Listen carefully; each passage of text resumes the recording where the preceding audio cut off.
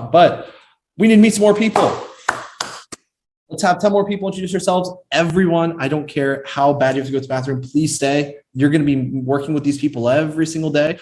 I know. Let's everyone introduce themselves. So fast we do this, fast we go through, and then we're gonna have a 10-minute break. So let's see, let's meet some people. Let's see. All right, let me start if you can hear me. Go for it, bro. All right, my name is Simon. I'm from Bavaria, Germany. So in the south of Germany. I have been trading for like 6 months, not even more. And what do I hope to learn from the bootcamp? So, well, for me, I'm struggling with my psychology, building my mindset, and that's what I hope to get, and also get a really, really deep and detailed insight into the markets and how they move. And yeah, I mean, it's a dream of everybody, become a consistent, profitable trader. So that's what I hope to learn from it. And if I could go back in time, I would say to myself, never give up. Never give up. Never give up, ever. I thought you said something at the end there. I was like, okay. A little bit of turn. All right. Thanks, bro. All right. Who else we got? I can go next, bro. Yes, sir.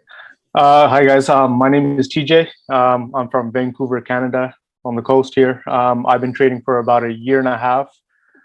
Also got my buddy Mesh in here. We've been back testing for about 1 year or so. What I hope to get out of this boot camp is to become a consistent and profitable trader. Yeah, and if I could go back 10 years to being 10 years and tell myself 3 words, they would be trust yourself. Awesome. That's bro. about it. Yeah. Awesome, bro. Nice meeting you, TJ. All right. See who's next. I'll go now. Yes, sir. I was a little bit intimidated to speak earlier because of all of these really cool American and Canadian accents. I'm from a place called Birmingham in England, and even in our country, my accent's one of the worst.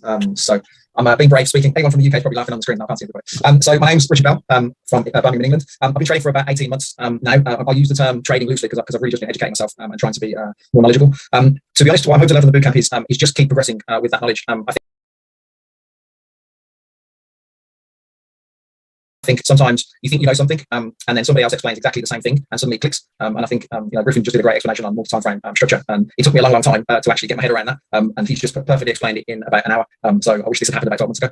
And then finally, if I could go back in time, I'd say that knowledge is power. And that's the end of my introduction. Thank you. Awesome, bro. Thank you. I mean, I believe we do have a few people from the UK in here. Yeah, so awesome. Yeah, I'll go next if that's all right. Go for it. Right, my name is Oliver, or Ollie for short. I'm from London. Been training for about 3 years. What I'd like to learn from the bootcamp is to trade with facts instead of hope. Instead of having that hope factor, I'd like to know that it's going to work. Mm-hmm. That makes sense. Mm-hmm. And I tell myself never to give up. Awesome, man. Yeah, everyone relies on hope, and that is something that we cover on day 3 specifically, because as much as the charts are analytical, anyone could be a great analyst. But if you cannot have the mental discipline and psychology to trust yourself to actually know what's going to happen using logic rather than hope, this is where your emotions and your fears and all your deepest desires are going to be used against you. So that's pivotal in getting to where you need to be, is relying on facts. Understand how your emotions are being used against you. And false hope is a huge one that we talk about. So consider that done. Just show up on next weekend. Awesome, man. All right, let's get a few more people going. All right. Okay, I can go maybe? Oh, sorry. Okay, go for it. Okay, thank you. So my name is John. I'm from Belgium, and I'm trading for less than 2 years now. And what I'm hoping to learn is like the general algo and the liquidity and stuff like that, because I tend to be lost in the market and to be trapped. So I think it can help. And if I can go back in time, I would say believe in yourself. Yeah. So yeah. Thank you, brother. Thank you. Thanks. All right, I'm gonna switch gears. I'll meet out here after. Miss Cecilia. Hola, señorita. Let's get her going. Everyone gets to meet Cecilia. Oh, you are muted, Miss Cecilia. Yeah, there. Oh, hello. My name is Cecilia, and I'm from Mexico. And I started learning Forex, learning how to trade 1 year ago, exactly this coming June. But I cannot say I had never traded. I had only tried to learn and try to find the right academy or the right people. And if I could only say that in these 3 weeks, because I joined the last bootcamp, but the exponential learning that I had from this last 3 weeks of just trading with you, Griffin, it has been like, oh my God, I guess 10 months of trying to find the right person. I just learned it in 3 weeks. And what I want to have as an experience from this bootcamp is just learn how to trade like you do, because you're like a master in this. Learn how to really read the graphs, and analyze the graphs. Like you, it will be awesome. And what I will tell myself, learn Forex and learn how to trade Forex when I was a little girl. Yeah. Well, thank you, Cecilia. I love having you. I'm looking forward to all the growth you've had, even, to some of you've had just so little so far. Imagine that if you had this a year ago, 2 years ago, right? Just imagine the place. And, a lot of us, it's hard to plan even a year, 2 years in advance, but it's like, even me speaking with the knowledge that, I have, or even some of you guys, if you would have had what you know just a few years ago, even last year, your life can drastically change in a year. And my whole goal is to show you that when you have the knowledge and again, the plan to get there, it's just rinsing and repeating the same thing every single day. And a year goes by like that, right? But at the same time, days feel so long. If we can master a day, we're then able to master a week, master a month, then we can master a year. And that's the whole point of exponential growth, fractality. Weeks inside days, inside hours, inside, that's all fractal. That's everything is in life. If you can master one little thing, you can achieve that on a very large scale. So thank you, Cecilia. All right, let's get a couple more people and then we'll have our good break. All right. Hello, everyone. My name is Midad. I'm from Bulgaria. I'm Kazakhstan born, by the way, and just 10 years living in Bulgaria. Soon in plans to move to US. And my experience in trading is from 2018. So I was trading mostly Bitcoin and Ethereum. I was on the crypto market. And I'm expecting to learn how to be more sharp with entries, to know where to take my partials and how to exactly to put my stop loss in the right way. And if I could go back in time and to tell to myself, I will tell buy Bitcoin. That's a good thing to tell yourself. Yeah. Jeez. Awesome, bro. Awesome. Thank you, bro. All right, let's get one more person and then we're going to go have a break. Yep. Name's Rogolan, Rags for short. I'm from Sydney, Australia. I'm just here in Dubai. I just on a short trip. So I can make it on the boot camp because time zone doesn't work, doesn't help. It's midnight, 3:30 in the morning there in Sydney. I appreciate the grind, bro. Trading for 4 years, started with options and then moved over to Forex, hoping to learn from the boot camp, like the way you trade, Griffin, like with all the sniper entries, and the excess 1 to 10 risk to reward ratio. It's like almost unheard of in the retail. All the other Forex traders, they make it as 1 to 3 is the normal way to trade. Yeah. Bro. And if I could go back to myself, say to myself, 10-year-old self, I'd just say, just learn financial literacy from the beginning. All right. Thank you, brother. I appreciate it. I'm also glad he signed up for, I believe, a couple boot camps ago. And because of the time difference, you weren't able to make it, right? Are you in Australia right now or are you in Dubai right now? Now in Dubai. Yeah. So yeah, I definitely know the time zone is difficult. We do have a couple students from Australia. So those who are international, even, in the UK, I know it's dinner time right now, or those who are even further in Western, Eastern, Western Europe. I appreciate your time. I know it's a time commitment. So I really do appreciate all of you guys. But that being said, take a break, everyone. You got 10 minutes from right now. Let's be back at 3:36 p.m. or wherever you are international. So 10 minutes, we're gonna go ahead and get started. Get your food, dinner, dogs, whatever. You can turn off your cameras, do whatever you need, guys.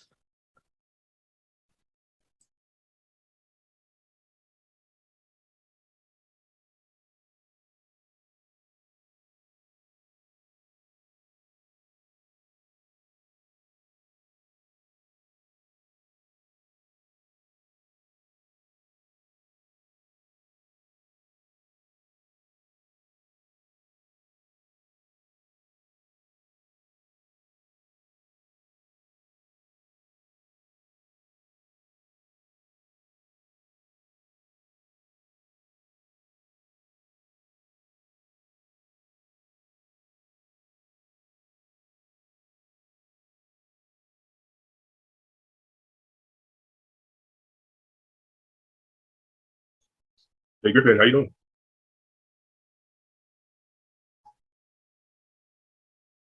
Yes, sir. What's going on? Just see you doing. Just checking on you. How you been, man? You good? Dude, I've been living it up to say the least. I've been, Tristan just came down, and then I met up with a handful of guys, and here, Daryl, Earl. And I've just been right now, Mr. East Coast, just chilling on the tip right now. Just been doing a lot to say the least. And boot camp weeks are definitely a grind. But no, man, I've been doing good. Just busy as all get out.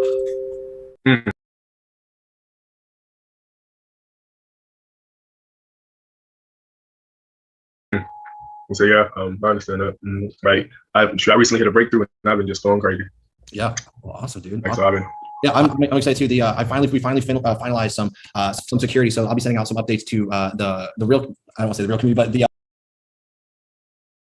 the full version of the community. I'm gonna be sending out some announcements later today. So yeah, everything's gonna be uploaded. I'm finally got excited, and it's something that no one else is using. So it's gonna be pretty cool, and it's gonna be. How's the high rise? How's the view up there? Dude, high rise. I was like, yo, holy shit. Okay. Say the least, bro.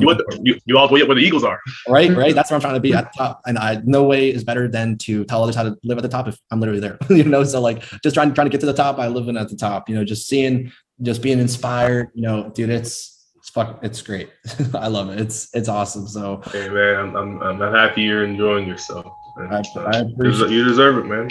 Yeah, it's been a grind to get here. I don't get to talk to you often because I know you've been working so hard on the infrastructure in the back end. Yeah, there's a lot that's going to be released to you guys. Adjustments, changes, renovations, and updates. As soon as the whole community joins, we're completely revamping the server again. So we're not the whole server, I don't want to say, but some areas, introducing some new things, which is going to be really cool. But yeah, man, I'll talk to you about that later, and also the community. But side note is that, but yeah, I hope you're doing well, bro. I didn't even say that. I hope you're doing really well. Of course. Great trades. Hey man, look, I'm chilling like a villain, like always. Like talking people's heads off, enjoying good times, making money in these markets. I can't complain.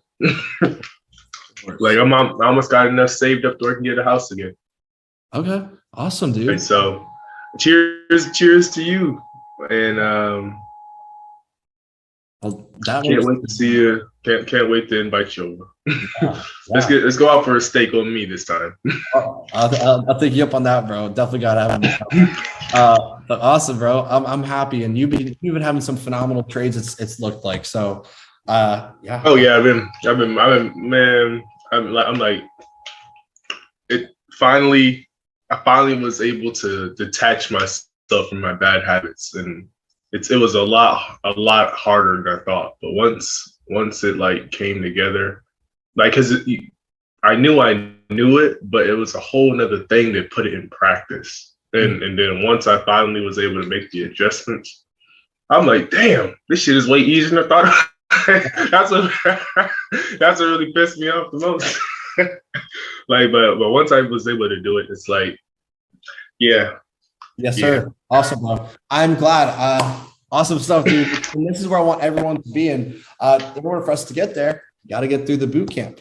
So, all right, everybody. Well, we're going to go ahead and start. Please return to your screens. Send your, not send, my phone's literally always blown up. Yeah, unpause your screens, mute your mics, get ready, get going. Hopefully have a drink, and not a real drink, but a drink to, or maybe I just do quench my thirst from talking. But let's go ahead and get started. So awesome. We've covered some of the basics so far, but now it's time to really go ahead and level up. I have to send, unfortunately, this I got to send someone a link real quick so they can join. I don't know what happened with them, but yeah, so we were able to talk so far about everything regarding just some basic stuff and understanding fractality, which hopefully, that should make a lot more sense right now. And I think some pieces might be coming together, but again, this is very basic, very introductory. And now what we're going to do and level up to now is basic, or the next basic part of the equation, which is liquidity. And those who are students from previous boot camps, and you even know maybe a little bit about liquidity, this is what's really going to start changing your trading. But before we get to the whole algo of how it's working on every single time frame, right? Because we talked about structure on every time frame, we now need to dive deeper into our conscious understanding of smart money concepts. Okay, so now let's get right into it. Advanced structure 201. Now we did everything structure related 101. Now it's time for us to actually start to approach the markets with a level of mastery when it comes to the basics forms. So, are you ready? Let's get a yes in the chat if we're ready. All good to go? Yeah, Antoine, yes, sir. Yes, Richard, let's go. Azad, all right. All right. Good stuff. All right, guys, girls. God, I gotta get, when I say guys, girls, don't be offended. It's just y'all. I will say that. All right. So yes, sir. Okay. Advanced structure 201. So girls, from the last section, we reviewed in-depth continuation and reversal structure. Okay. We talked about trading ranges and introduced the basic understanding of fractality, waves within waves within waves.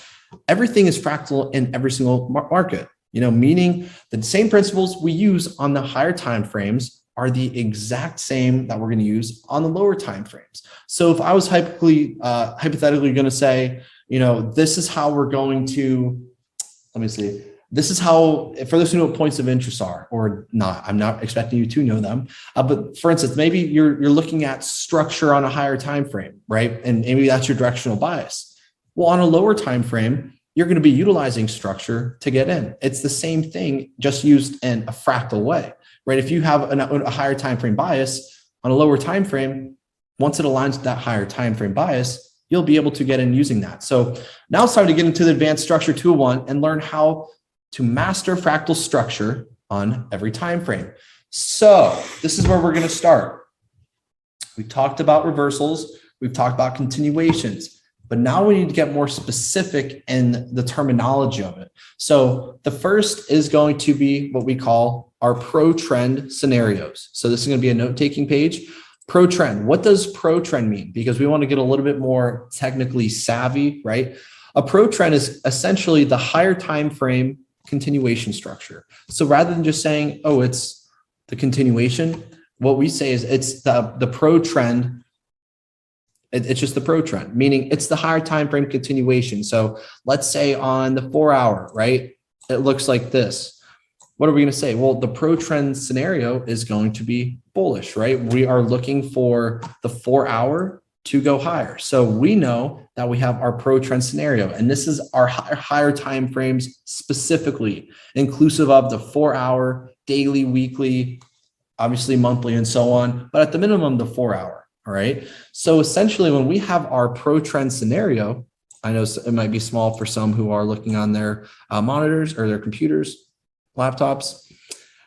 When we have a pro-trend scenario, what we're doing is we need to wait for premium, discount, or equilibrium, again, at the minimum equilibrium, to be met before expecting new higher highs or higher lows. So if our pro-trend scenario is bullish and we look to buy, we need to wait, right, until price comes back into equilibrium before it goes higher. So now that we understand what pro-trend is, what's counter trend? Now, counter trend and reversal are two different things, but counter trend, pullback, those are the same thing. So counter trend is the higher time frame pullback after a BOS on a lower time frame. Let me say that again.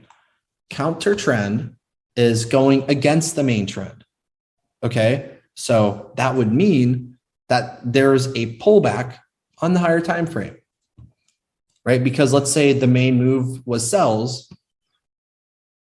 Well, the pro trend is sells. Any buys are just going to be counter trend, right? And we expect counter trend moves to not be long, right? Because the whole purpose of a counter trend is to resume the main trend. So if I were to ask you all right here, the pro trend scenario is buys, but if you wanted to sell, right? If you wanted to sell, this would be the counter trend. So if you're taking any sells based off of whatever confirmations you have, we need to understand that this will be the short-term move in order to fulfill the pro trend scenario to continue higher. So this is where getting structure is going to be pivotal. So we wait for these short-term trends until they meet our pro trend structural range. You have your pro trend, then your counter trend. And then lastly is your internal structure. I know there's a lot of words, but you'll see in the next few slides how they all work together. And pretty much it's exactly all that we were doing. All right, Hutan's joining. All right. Hey, Hutan, we are going over some structural stuff, so I'll catch up with you later. Hey, Hutan, we're going over some structural stuff. I'm going to catch up with you later, bro. Just make sure you have some notes and that you're ready to go. Just we'll start with the next slide, and don't worry if you miss stuff. I'm going to catch it up with you. All right. So the last thing is internal structure. So internal is the lower time frame structure within the higher time frame structure. So remember on the last slide, or when we were going over fractality, right? Well, within one structure, what do we have? We have substructure, aka internal structure. Within structure, there's more structure, and that internal structure is coined its name because it's inside of the main trend, right? So this is all internal within structure, right? This is internal within structure. So you have internal pro trend, AKA right here. Then you have internal counter trend, AKA right here, which you'll see on the next slide. All right, so that's a little introduction to what we're looking at. All right, so now I'm going to give you guys another few seconds.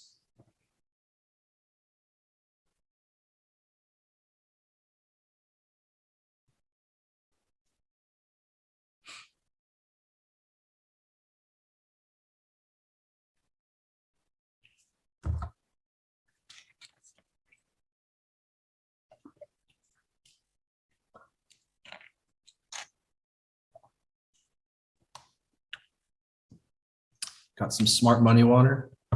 Getting ready to speak the facts. All right. So let's go on to the next one.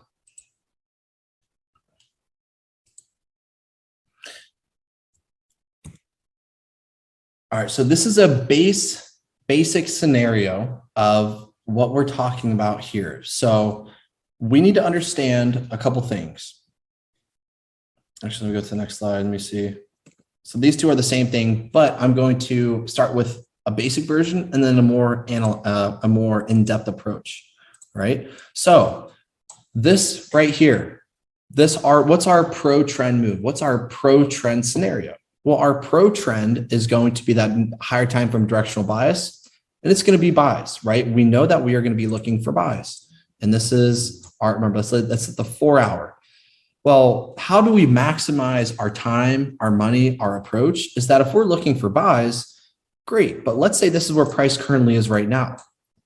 In order for us to go higher than this point in the future, we need to return lower into the range before completing the expansion, right? So this is where it's important to note that when you have this low and you have this high, this is right out of the gate. This is your trading range. You are looking for buys anywhere in between here, right? It can mess around and do all of this crap, right? It can do all of this and just trick you. As long as this low does not break, we're still buying, okay? So that's the first point to note. The second thing is anything within side of this range that ends up moving, this is what we call a complex pullback or our complex bearish pullback. The whole point of our complex pullback is to cause a pullback in order to go higher. Now, specifically on day 3, day 4, you learn about algo stuff, what happens in between everywhere, but this is how you can be approaching it. Anything inside of the range before it actually buys and continues higher, this is all the complex pullback. So we have a complex pullback into discounted price, and then thereafter, we look for price to resume our higher time frame bullish structure. And this will be repeating over and over and over again. We have countless examples. In day 1, we do everything from PowerPoint, everything from Google Slides, even all the examples. So we have to go over all the basic ideology before we get to the advanced and the big boy stuff, big girl, big boy, big girl stuff. So, all right. I'll give you guys another 30 seconds or so on this.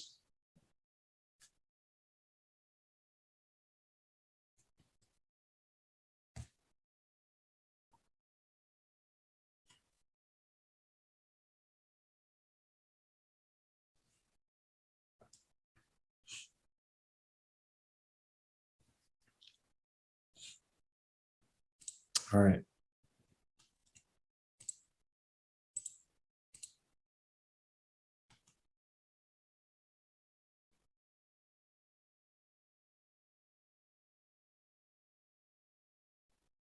All right, I think we're all good. So let's go to the next slide. Let's have a little bit more in-depth look at this, what this really is showing us. So this is the advanced structure portion of it. So now we know what a complex pullback is, anything between the range, but now I want you guys to mark and specify what everything actually means, okay? So within here, we have, if our higher time frame structure is the main push, this is what we're looking at. Our main push, AKA higher time frame, is what? It's buys, right? That's our pro trend.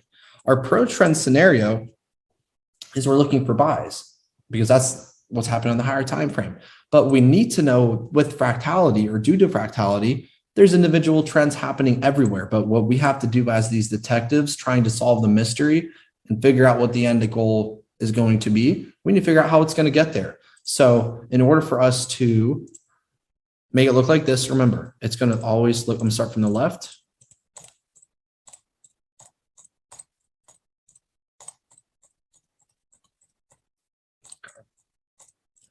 All right, so left to right. This is our 1 hour, the higher time frame and our lower time frame. You're always going to have structure inside of structure. If you're doing more than two, you're doing it wrong. Okay. Higher time frame. Main push is the higher time frame. So now just notice the flow of how price is always just going to be utilizing itself in order to transition. Okay. When we see this happening, we need to understand that the internal or that lower time frame structure, maybe this is the 5 minute, right? Maybe this is the 5 minute and the black is the 1 hour, whatever it is. The 5 minute is we're buying, but it's also aligning with the higher time frame. So what we can be doing is looking for buys. So this is called our internal pro trend. If we are aligned with structure, we can be buying on our lower time frames because we know we're going to be targeting, right, our higher time frame structure, ideally. Of course, we could be looking to buy here, but as soon as we get a break of structure on that internal pro trend scenario, now what's happening is our higher time frame is still buying. We're still buying on the higher time frames, but now the internal becomes counter trend, right? Because now we're looking to sell. So what this is telling us is we can be taking our short-term sell positions. Why? Because we know that the whole purpose of internal counter trend is just to come back down to our main pro trend area. So this is where we're going to be looking to buy. Once internal counter trend comes down, these are all those small hedge or those small positions you can be taking short term. Do not look to hold long-term internal. Don't. It won't work. Okay. Now, again, what happens after internal counter trend breaks structure? What happens? It then resumes to internal pro trend. And what do we know about internal pro trend? Well, it'll just continue the higher time frame. So what can we do? We can utilize our lower time frame structure to then get in and target our higher time frame whatnot. And then, of course, what do we think is going to happen in the future? The same thing.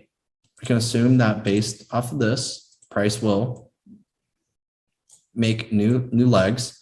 The same thing will happen. Maybe next point. Maybe we're going to be looking to, I don't know, buy from here. Who knows, right? But what does it have to do before it gets to here? Well, it's going to have to have internal. So internal pro trend. Well, what if it does this, right?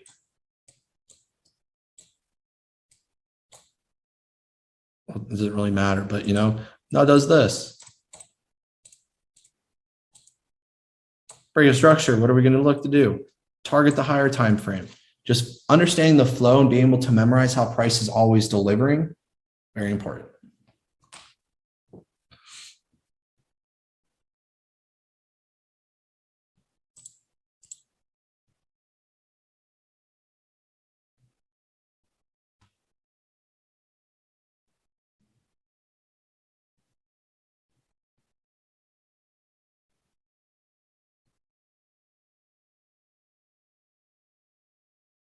So main, all right. All right, I think we're all good and looking at everyone. All right, I think we're all good on this. All right, so now that's the first scenario. So now, so an example of this.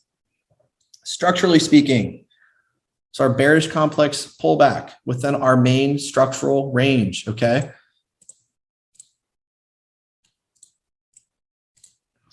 We have a high, we have a low. Where's our trading range? From this low to where? This high, right? From this low to this high. Now again, this was a previous markup, but Within this range, what do we have? We have structure inside of here. So now let's try to figure out this structure. Don't worry about this point or these right here. Don't worry about these two. I mean, change that from last one, but let's figure it out. So let's see, within here, we know we have all of this internal structure, but how do we actually approach it? Well, this is, I mean, some fractal understanding. You guys might not be able to see this right off the bat, so don't worry about it.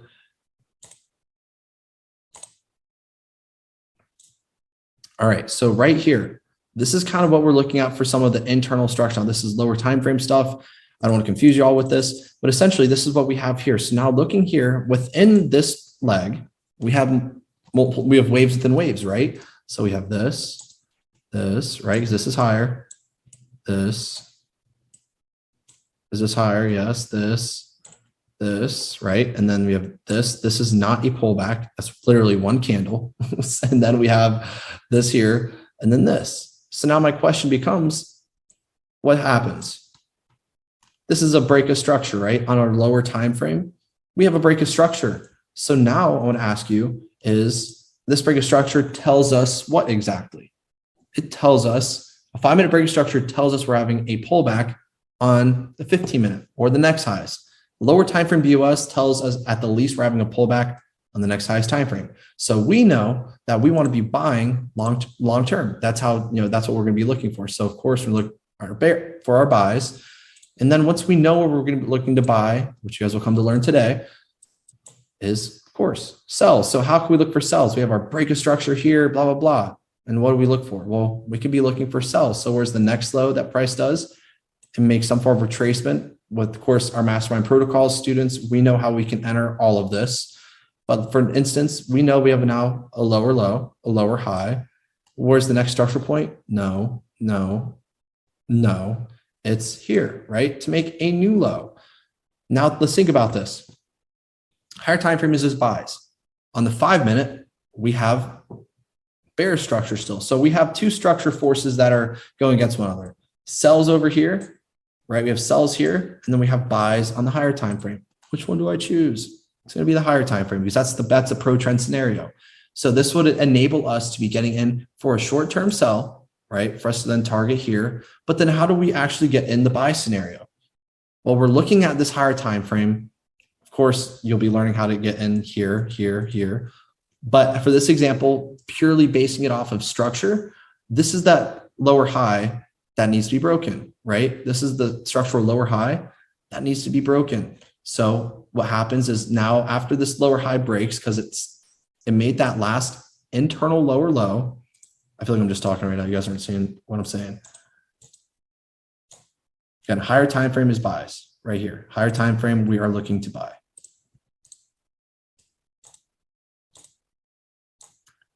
Here is those cells that we're talking about, right? The purpose of these cells was just to cause a pullback for us to resume the buys. Pullback, sells, pullback, right, sells. Now, again, in order for us to get in buys, let's say we had some form of buy over here. Well, how can we get in this?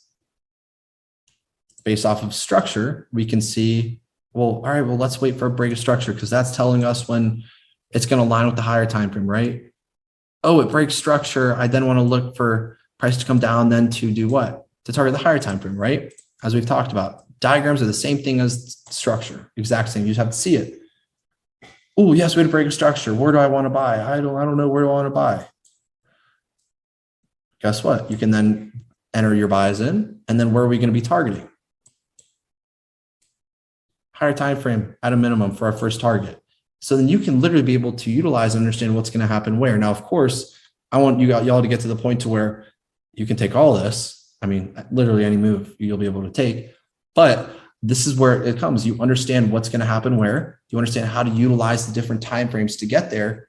And then it's just fulfilling that pro trend scenario. So follow the higher time frame. You can utilize the lower time frames for some small pullbacks, but don't expect them to continue, or else you're just going to be holding a losing position and continually adjusting your stop loss, as all of us have done at some point.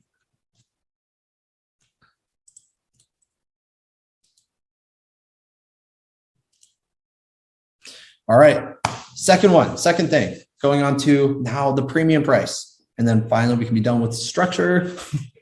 Now this premium, right? So, or my complex pullback starting. First thing, what trend are we in? We are in a bearish trend. Very clear, very evident. We know that we're selling down. Now, based off of premium discount price, what do we look for? We look for price to at least come back to 50% or the equilibrium of the range. If not, and ideally come to premium.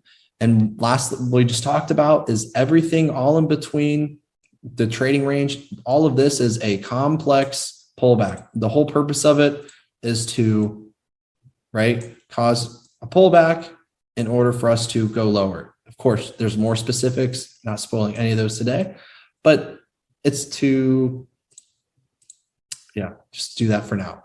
So the whole purpose is to cause a pullback to continue higher. And again, it can look like this. It can do some really crazy stuff. It can do all of this, just tricking you. But as long as you know what the higher time frame is, you know how not to get trapped. And guess what? You're still going to be looking for sells no matter what. So that's what our bullish retracement or bullish pullbacks looks like. Higher time frame, bullish pullback. And then guess what? It'll resume that higher time frame to then continue lower.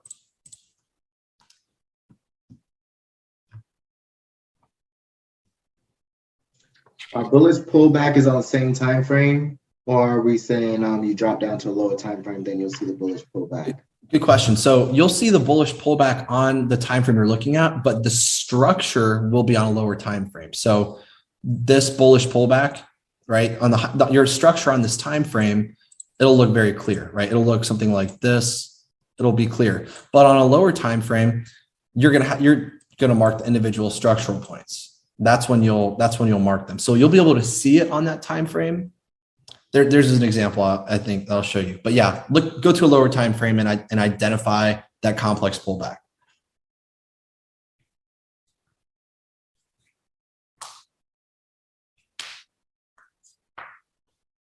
All right.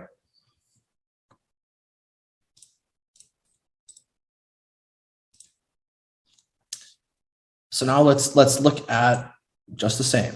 All right. So the higher time frame pro trend scenario, we know that we're looking for sells, right? We have low, we have a lower high that made a lower low.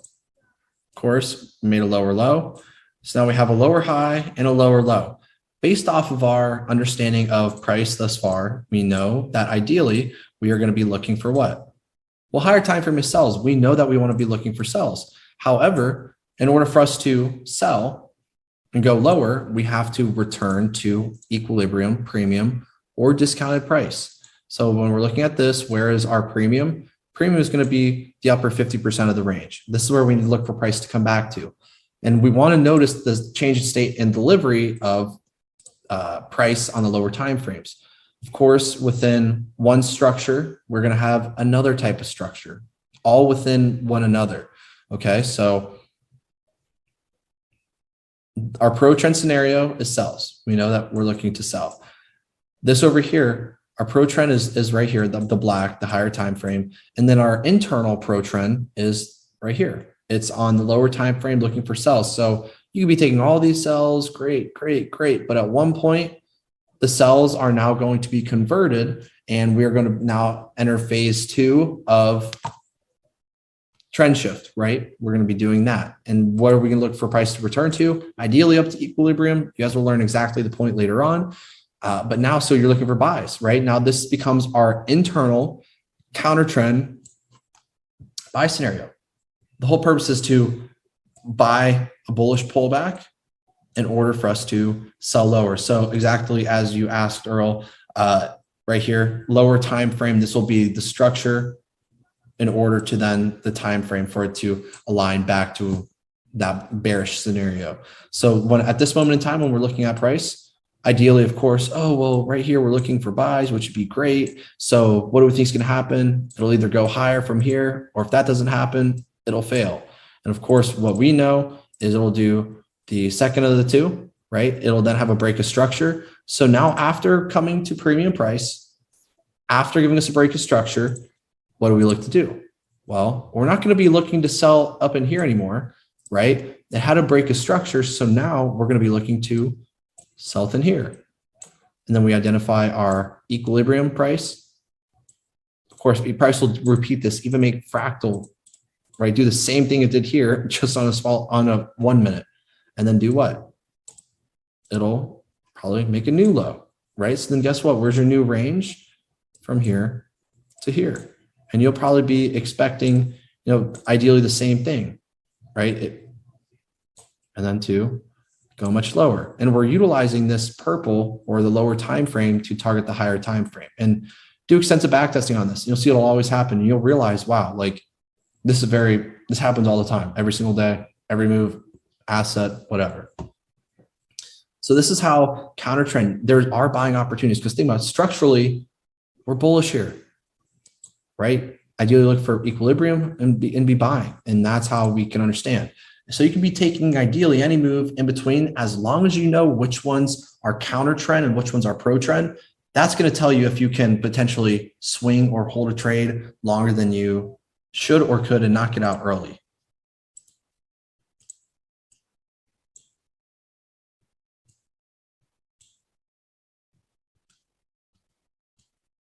And really and truly, pro trend is just 4 hours and above. Yes, exactly.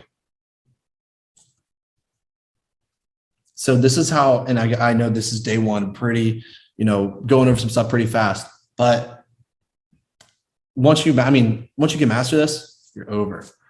You do not get a copy of the slides, but there is an opportunity for you guys to receive all the diagrams as seen in the boot camp, and we watermark them with your name. So again, security reasons, but yes, there is an opportunity for you to get all the diagrams. Yes, sir. All right. I think we're all good here. Yes. Your success is my whole goal. That's the whole, anything I can get and give to you guys. The bootcamp is just the beginning. Everything else is what's to come. That's where the whole journey is. So, all right. I think we're all good on this. If you guys need another minute, please type 1 in the chat. And if not, we'll go ahead and continue.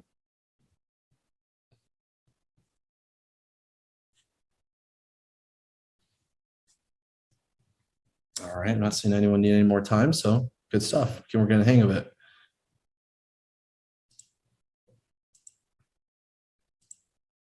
All right, so quick example of this. What? Well, we can clearly see we have some form of high over here. We have some form of low. And then, of course, it's just rinse and repeat. Where's the low that's broken? It's broken over here. Where's the lower high that did it? Right here. So now where's our new trading range or our structure from this high to this low? So now what are we expecting? Anything in between here is going to be a complex pullback in order for us to be going lower. And don't mark, if notice how I'm utilizing different colors for different structures. If you're going to mark structure, don't use the same color. You're just going to be hurting yourself. For instance, if you're colorblind, blue, green, don't use blue and green. Use a different color. But this is going to really help you get level understanding, because exactly what I'm doing, you can do this on TradingView. And I would recommend it if you're practicing even using this. Even there's a line tool or a line graph, and it looks just like this. It's very easy. Diagrams show you how to apply scenarios without being confused and looking at all the different candles and, well, what is all this? I don't know. All right. So if this is that pro trend scenario, we understand that there has to be some internal counter trend. And where do we know the internal counter trend will start? Based off when the pro trend or the internal pro trend discontinues. So in this instance, let me go here. Now on lower time frames, again, this is just fractal understanding here.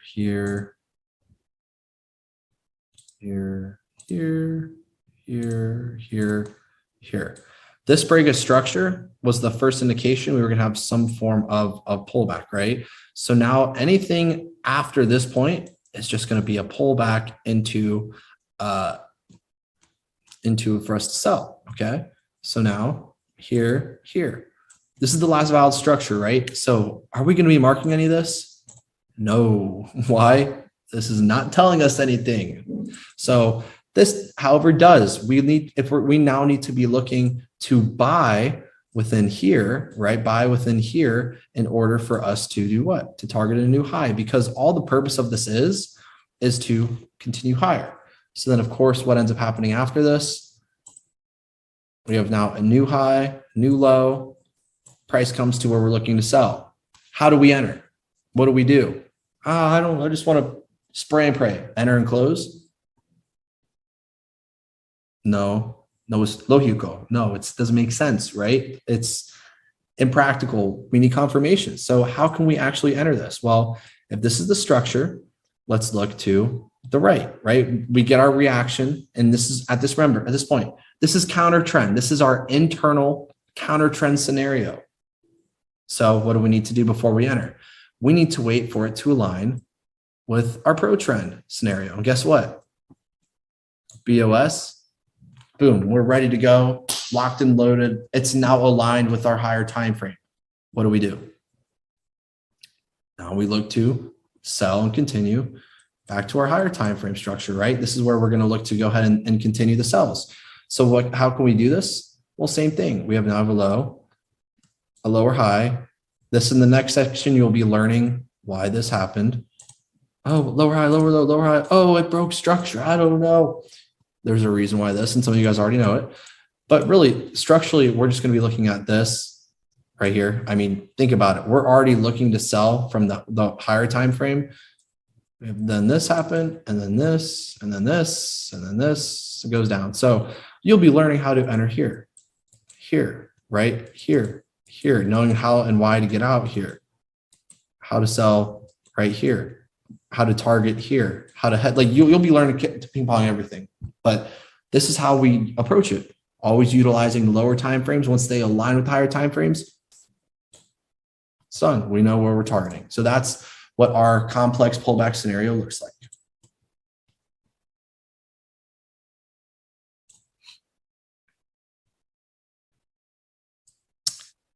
Type A1 in the chat if you need some more time. And if not, ready to go.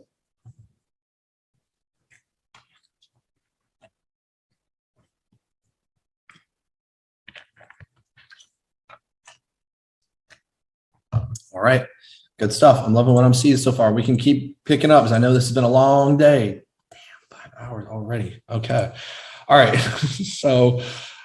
So key structure takeaways, and then we can move on to the fun stuff. Key structure takeaways.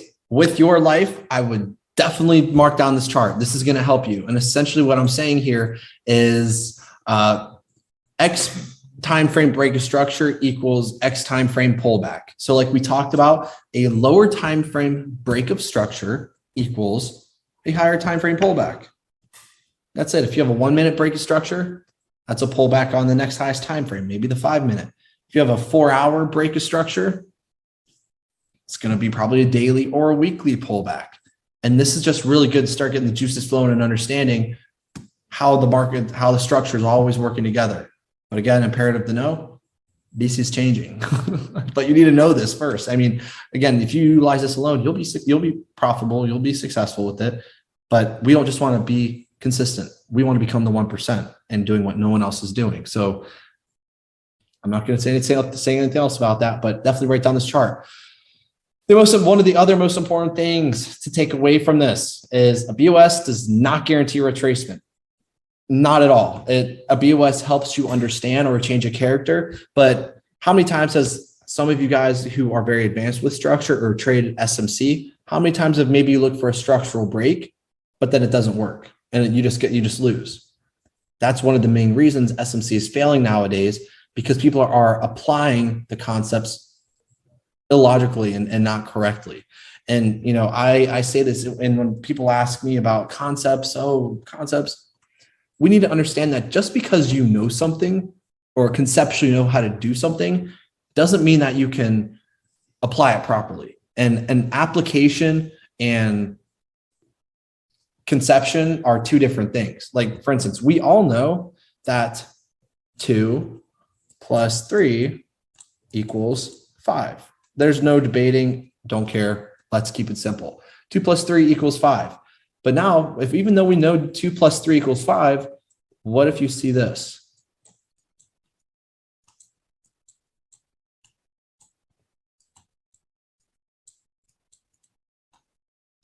yes, 2 plus 3 equals 5. But what if you do 2 plus 5, 2 plus 3 equals 5? Oh, yes, that's 5. Oh, times 3. Oh, yes, I'm Albert Einstein. That equals 15. Oh, I'm so great. But what was the key factor that we did wrong? We didn't apply it correctly in this instance. We didn't apply and understand that 3 times 3 comes before an addition, PEMDAS, right? We all at least should be familiar with order of operations. So for that reason, if you fail to multiply 3 times 3 first, your answer becomes wrong, right? You have 3 times 3, which is 9. I'm thinking about whatever. 3 times 3 is 9 plus 2 equals 11. You will get the wrong answer if you don't apply it correctly. And that's where everything comes into trading. Even though you know how to do something, that doesn't mean you actually know how to do something. And SMC is no different. You can see structure, you can see breaks of structure, but if you apply the wrong or the right concepts in the wrong ways and have the wrong perception and vision, it doesn't matter. You're still going to lose. And sometimes it just takes someone to tweak your perception a little bit, so then you see what's right. For instance, a quick solve. How do we know it was wrong? Even though what you know didn't change, you add just a little tweak and say, oh, multiplication becomes before addition, and then you get the right answer. And even that's with me, is even if you guys think you know a lot already, I guarantee you there is going to be a lot of stuff that you've never even heard of before. And even if you think you have, or maybe it makes sense to you, having a little bit of a perception tweak is what's going to be the most drastic result. All right.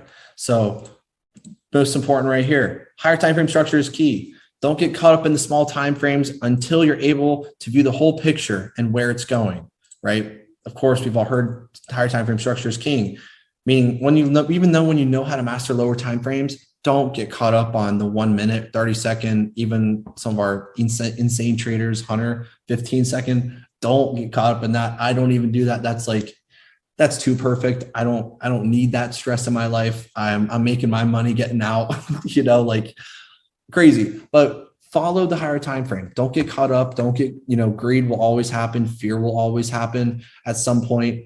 But you need to understand how to remain logical in every scenario. Structure always comes first. Doesn't matter what else you're looking at. Anything to come after when you learn about everything else. If you're on the wrong side of the structure in the market, doesn't matter what else you have. A true BOS, of course, as we've talked about, and I don't think I illustrated this. Let's say you have something that looks like this, guys. Is this a BOS? Or is this a BOS right here? No, none of them are. Why? Good job, Daniel. Because this is the range. This is the buy range. It can do anything all in between for us to be going higher. And this will oftentimes happen before we go higher. So BOS, you must have some form of structure. Now, let's say this. Same thing over here. Is this a BOS?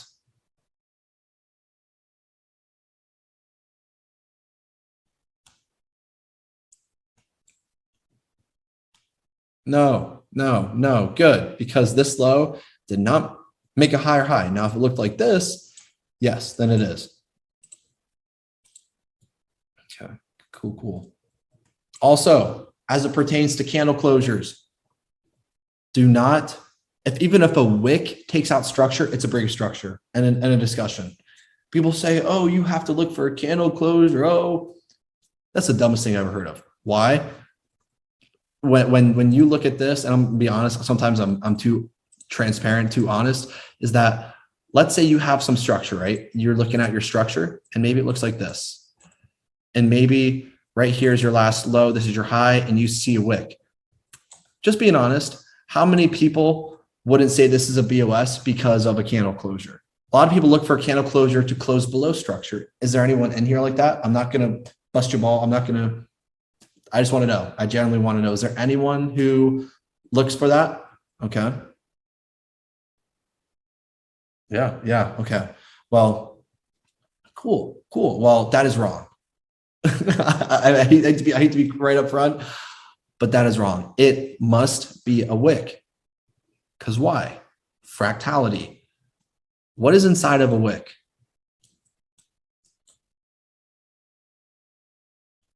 More candles.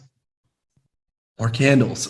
There's candles. Literally, candles are inside of a wick. It's very subjective. Oh, if it doesn't close below. If you go to the 1 minute chart, I guarantee you it closes below. The 15-second chart, I guarantee you it closes below. Therefore, always consider a wick. Screw body, screw momentum. It's a myth. You can understand why and at me. And once you understand, wow, I actually didn't make any money listening to these people because they actually had no idea WTF they're talking about. This is, don't, no. Candle closures, no. Those are something we utilize for less than a 1 pip stop loss for when we're entering. Anything else regarding candle closures? No. If it takes out structure point, if even a wick takes it out 0.1 pipettes, no. And the reason I say this, and as I had some discovery calls you guys illustrating, is that on your USD, do you know how much 1 pip is worth? Give or take. $1 billion of liquidity. People are talking about, oh, I need to see a candle closure. No, don't, no. $1 billion of orders have been taken down to move price lower. If it goes lower, there is some reason that is happening. It's not just, oh, a candle closure, just for all the volume and everything. No. If it's going lower, it's for a reason. And we need to understand that reason on the most fractal level. So candle closures, doesn't matter if it barely takes it out. No, candle closure are relevant. And I mean, again, take what I say, but at the same time, do it. Look for yourself and you'll see that it'll make so much sense. You're like, oh, wow. Okay. This actually makes a lot of sense. So that's essentially all that I'm saying here. Structure comes first, but understanding market structure and bias is crucial for any winning trading strategy. However, with SMC being a big form of liquidity, smart money concepts, many traders are induced into seeing the wrong structure points. Because as we talked about first, we need to think about first is, well, if the institutions know what all types of traders are doing, do you think we have another hour or two left today? That is a good question. Yeah. So today we are definitely going to be having at least another hour, I would say. Hour. I'm going to try and wrap it up in an hour, if not hour and a half. I will not be going over 6.5 or 7 hours. I guarantee you I will not. So if you guys need to go do your thing, whenever we have a makeup session, if you need to join, that's fine. But definitely this is to get into the important stuff. This is the longest I've ever spent on structure, to be honest, but it's also the most important. So whoever's ready, of course, I'm talking, I'm wired, I'm all amped up. I love doing this. So yeah, just let me know. But all right, guys, girls. Well, don't lose your train of thought. You were just about to say something. You were just explaining something. Okay. I think he was about to say something about a lot of traders being induced into seeing the wrong thing. Thank you. That was a good point for me to say. So a lot of traders are induced into seeing the wrong thing. So if the institutions know what you're doing, and if they know what you're looking at, and we know that they want to manipulate the markets to go against what we think we see, this is where structure almost becomes irrelevant. And this is when last boot camp, I'm going to mention Braylon. He was like, oh my God. He freaked out. He had like a total epiphany on like, I don't know, day 2 or something. And we didn't even talk about it yet. And, but it's like, if we see structure and we know all other types of traders see structure, and let's say we're looking for buys, how do they manipulate this so we're seeing the wrong structure?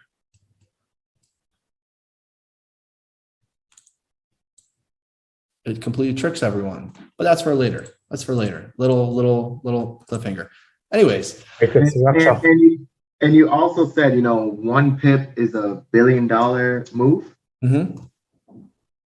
Got you. So that's why wicks are more important than the body of the candle. Why do most traders focus more on the body of the candle? Good question. So when traders think about what makes sense to them, is they're thinking about, all right, candle closures.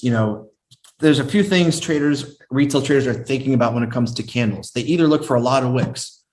Why do you look for a lot of wicks? To see where all the rejection is, right?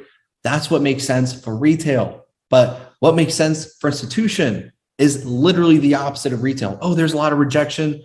I want to sell there. Well, guess what? Coming in this liquidity section, you're going to learn specifically why. there's a lot of rejection. This is what makes sense to retail. Oh, rejection, rejection, rejection. I want to get in here on the rejection. It'll screw you, right? Because by the time you see it, it's too late. That's the first thing. The second thing with candle closures. What do retail traders think about candle closures? Well, one of which is if you have a huge bearish engulfing candle, oh, great. I have a huge engulfing candle. I want to be going lower. Partially true, but ideally that you want to look for a huge candle closure. Oh, it's going to give me a lot of, hope because this is where all the orders closed or wherever it was. That's where the majority of orders were in the marketplace. And that's what they think.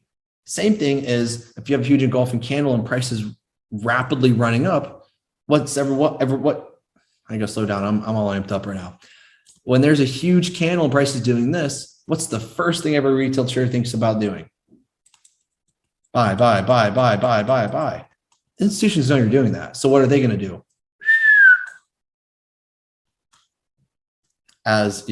So they're doing everything that you're doing wrong. So we must know how to win we must know what's wrong in order what's right. And as I said, EU was about $1 billion of liquidity every pip. So if every pip is intentional, that means even if it just takes it out by 0.1 pipettes, there was some reason. So therefore, any retail logic has no relevance in an institutional approach. And I will better assess, and I think your question will be even more answered in this next section. All right. Each pip is $1 million move, and $1 billion. $1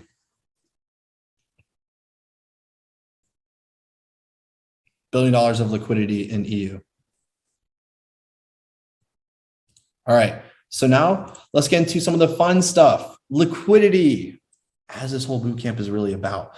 But this is some basic introduction to understanding what liquidity is. So some of you guys have maybe never even heard of the term liquidity before. Some of you guys might think you know it, but this is where we're going to change everything drastically, especially tomorrow, which is the first intro day to everything to come.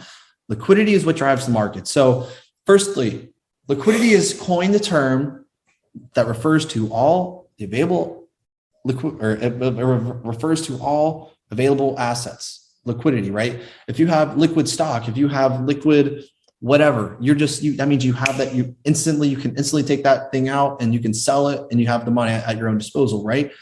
But specifically, we need to talk about what liquidity is in the foreign exchange market or any financial market for that reason, as we're going to be seeing it. So liquidity, and I will heavily emphasize this. If I say something, write it down, because I do not write everything down on the charts. Liquidity is the continuous exchange between buyers and sellers at the very most basic level. When we talk about liquidity, we need to think about money. We need to think about where is the money in the marketplace? What is actually driving price? What's going on here? Well, we need to understand that that's happening. Okay, so continuous exchange between buyers and sellers. We always have buyers and sellers in the marketplace, and these fluctuations is what's causing the so-called structure. And if buyers are winning the marketplace and sellers are losing, well, clearly we're going to be going higher and vice versa. So additionally, is liquidity is what keeps the markets moving and what the markets are naturally gravitated towards. Very important note. So if I had to make this, I'll save that for tomorrow. All right. So liquidity is what moves the markets, and think about other people's stop losses, AKA liquidity equals retail stop losses. Literally put that in your notes, star it, put it as your background.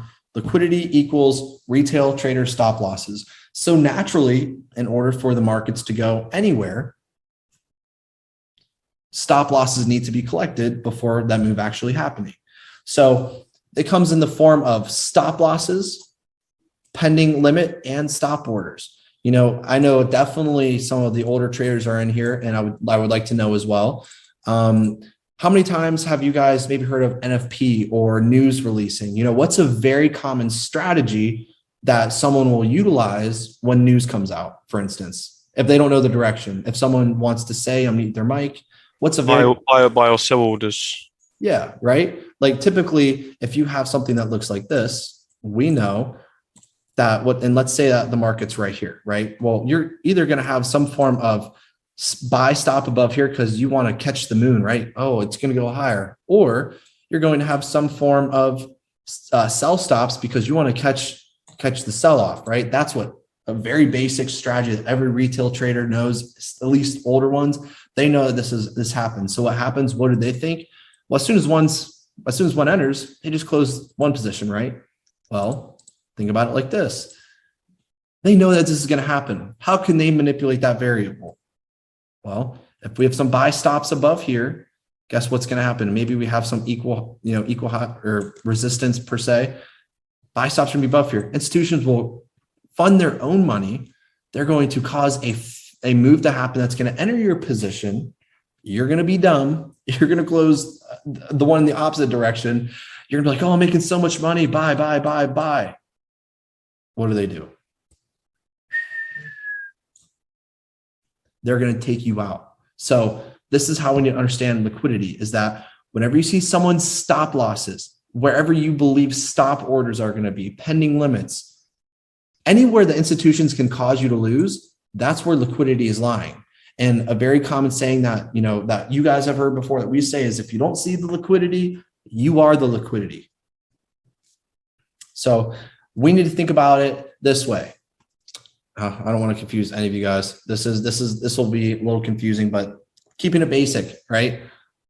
Liquidity is what moves the markets. Structure is great, but liquidity is king, and you guys will see that tomorrow. But yeah, so this is what basic liquidity is, and it's all part of supply and demand, but it's much deeper than that. Being able to really master the markets and become a mastermind is understanding everyone else's position in the market. And you need, trading is so difficult because people want to focus on themselves, their profits, their wins, their losses. But how do great people learn how to become great? You learn from others people's losses. And Daniel, I'm going to ask you, I think we've talked about this. What's the one common quote about history? Those who don't. Yeah, those who don't learn from history are doomed to repeat it. Same thing as with the markets. If you don't learn from everyone else's losses, you're just going to fall right into the trap of everyone else who's ever given up, lost a whole bunch of money, or don't know WTF they're doing. So this is where we need to do the hard things, which no one wants to do, is learn how to lose. You'll never hear anyone talk about, oh, I'm going to teach you how to lose. No one wants to do that, but I'm teaching you how to lose so you know how to win. And that's how we're doing it. All right, cool. Let's get on to the next slide. Okay, so furthermore, what does liquidity actually tell us? Now let's keep it basic for now. The operations of all financial markets and their settlement are based on liquidity, as it tells us these key things. It tells us where price has been, one of which, and you're gonna have to write these down. I'm not gonna go through every individual example, write them down as we talk about it. So it tells us where price has been. It tells us where money is lying, AKA 2 and 3 are the same. It tells us where money is lying. It tells us where price is going to go. And most importantly, it tells us how it's going to get there. So liquidity is what's going to change your understanding, is going to change you into being this next level trader. But today we're only talking about 2 types, which everyone knows, let alone tomorrow, the 10 plus different types.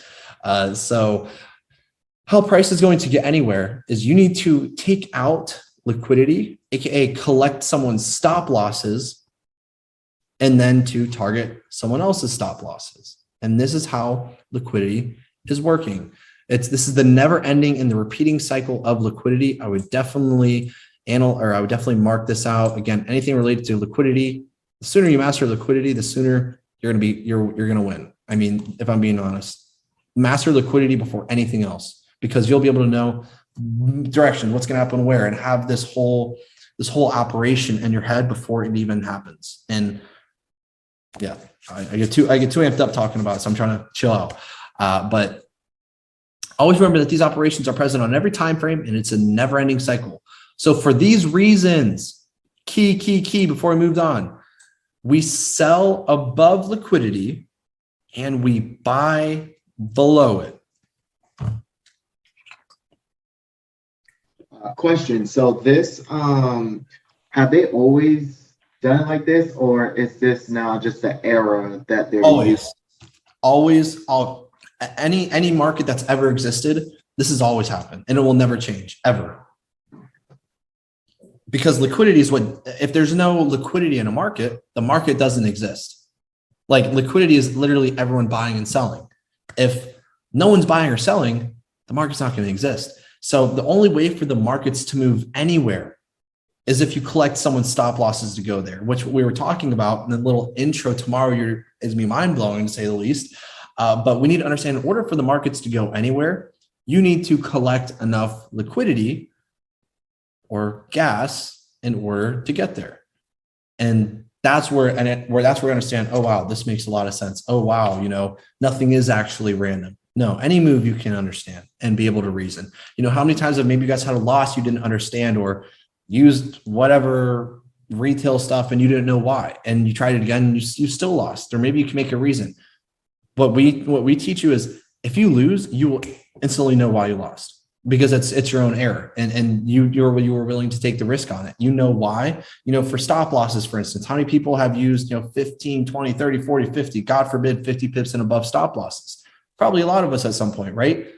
Well, our stop losses are really maximum 3-4 pips, if 5. I mean, some of our traders only take 1 pip stop losses, and you're like, oh, well, they're going to lose so much. No, no, because on the seconds time frame, it's going to be the exact same thing on the monthly time frame. It has no relevance. So let's go ahead and dive into more about liquidity understanding. But that was a good question, Earl. It'll never change. This is how it's always going to work.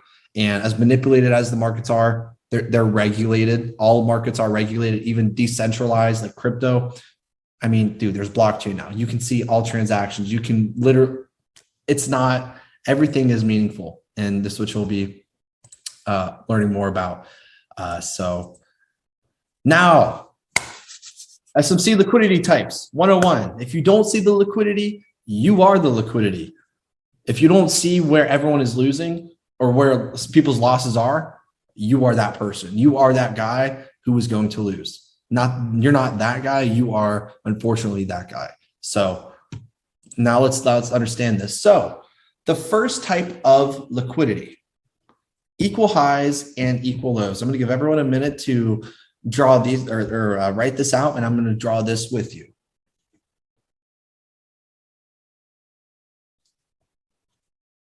All right. So the first type of liquidity is equal highs and equal lows.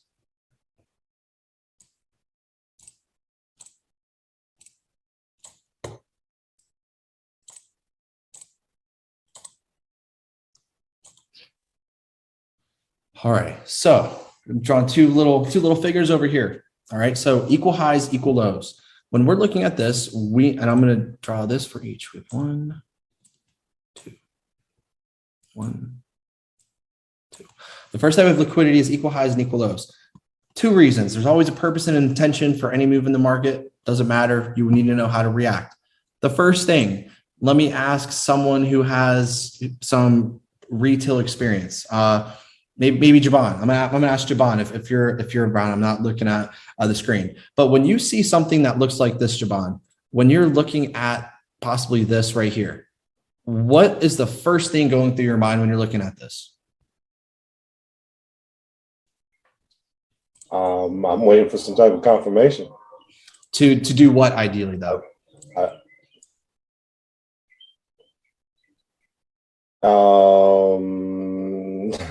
Sell from a resistance. Sell right there. Yeah. Okay, cool. That's all I was getting at. But yeah. So to sell, right? You're looking ideally someone who's looking at this. Oh, we have 1 touch, 2 touch, 3 touch.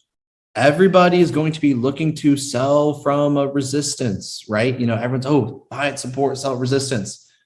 This is the first type of trader of what they're going to be looking at. The first type of trader here, and there's 2 types of traders that are looking here. We have our first type. These are what we're going to be calling our resistance traders. Our resistance traders. I'm just going to put res, right? Resistance traders. So the first type of traders, what are they doing? Well, where are they going to enter? They're going to wait for price to come ideally up into their area. And what are they going to expect price to do? This is what they're believing is going to happen, right? That's what they think.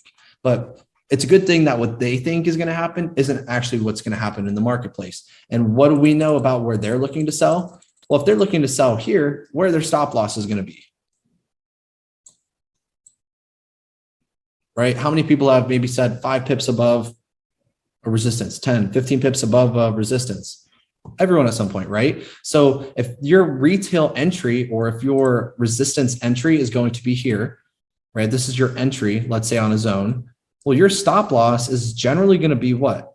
Above the zone, correct? Which should make sense. So now let's think about this. They want this to happen, but what is going to happen is their stop losses are going to be collected, aka liquidity. There's think about stop losses. Where is a retail trader's or resistance trader stop loss? It's above highs. So what happens is the market's about liquidity. We are going to be collecting their stop losses. Institutions will collect their stop losses and then cause price to go.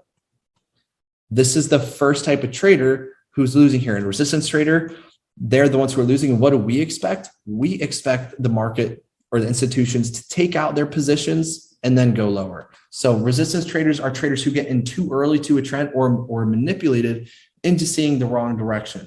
Now, the second thing I want to ask Ollie is if the first type of trader is resistance and they're looking to sell here and they're getting stopped out, what's the other type of trader who is looking at a similar scenario? Support trader. Support traders, right? Because support traders over here are going to be looking at this, right? Oh, we have 1 touch. We have 2 touch. What do you think is going to happen? Oh, I'm going to make $1 million. I'm going to risk my whole account on this trade and it's going to go to the moon. Oh, it's going to go. And then what will happen? Guess what? Their entry is going to be right here. Where's their stop loss? Below the level, right? So their stop loss is going to be here. So what's going to happen? A little bit of hope, and then price is just going to take them out drastically. And then what's going to happen? It'll go the opposite direction. So they were right. And that's why it's like, how many people's like, I was so right. If I just held it a little longer, blah. No, like that's what they want you to do. All the shoulda, coulda, wouldas doesn't apply, right? So this is support traders. And this is the second right over here. If I had to talk about the next first type, are support traders. We look to buy below a support, buy below a support. Now, these are the first types of traders in every scenario, but now let's take a little bit deeper look at how we should even more approach this. Let's say that we're in an uptrend right now, right? Let's say that we're in an uptrend right here. We have traders who are looking to sell at a resistance, but what are the other type of traders who are viewing this as some form of opportunity? Breakout traders. Breakout traders, right? Think about it. Stop losses. Where are stop losses? Where are money? Where are orders? Breakout traders, they believe if this high is broken, they believe that what? HODL to the moon. No, that's not going to happen either, right? So think about how smart these institutions can be. Now, some of you guys may all know what equal lows is, but I guarantee you don't know the actual specifics behind it, why we actually consider them liquidity. Breakout traders, they are looking to do what? Their buy orders are right here. They are looking for this high to break and them going to catch the moon. But what's actually going to happen? Their order, right? If those breakout traders who have their buy orders here, their orders immediately enter. They're like, oh, yes. I maybe want to enter more positions. I'm getting so happy. But guess what happens?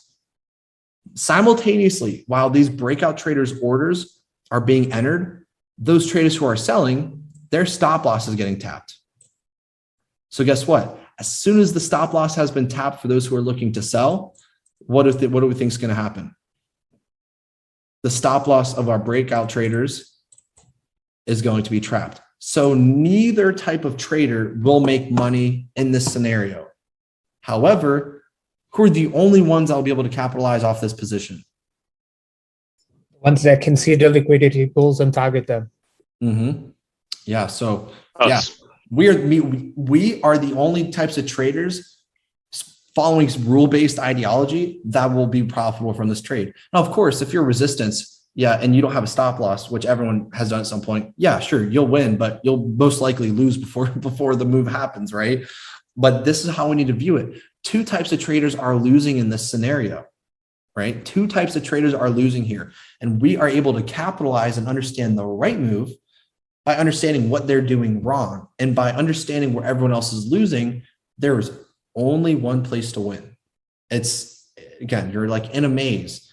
If you know the right directions to take on how to get there, you're avoiding all the trap doors, you're avoiding all the traps. Hence the whole matrix approach, right? If you understand how to escape the matrix, you then don't get caught into it like every other type of trader who is not successful. Okay.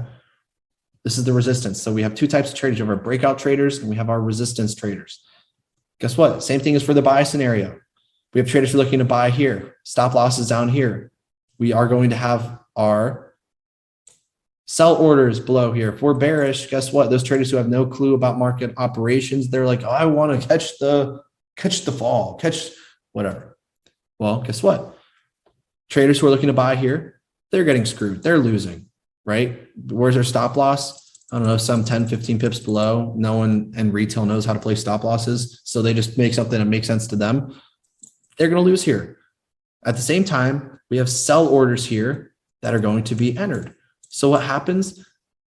Instantly, those support traders are going to be losing. Instantly. Those who are looking to sell, their orders are going to get triggered at the same time. Oh, I'm going to make so much money. I'm going to do so well. And guess what happens? It's going to completely screw them. They're just going to be completely losing. And by identifying this, by knowing why both of these types of traders are losing, and because we buy below this type of liquidity, it's going to ensure we're the only type of trader, as well with the institutions, that are going to be making money. Why? Because the institutions are funding this whole move with their own money, with their own capital. They know that all retail is going to be accumulating their positions here. So what do they have to do? They're going to manipulate the markets by injecting all the liquidity they have to counteract all the liquidity that we put into the market to take us out. It's never ending. They're literally trying to screw us and using our own emotions and logic against us. And pretty much, essentially, when they know that you're going to lose, they love watching you try and stack your positions. Oh, it's going to go to the moon. I'm going to buy it. They know that you're thinking that. So they're going to give you a little bit of false hope right here when you buy.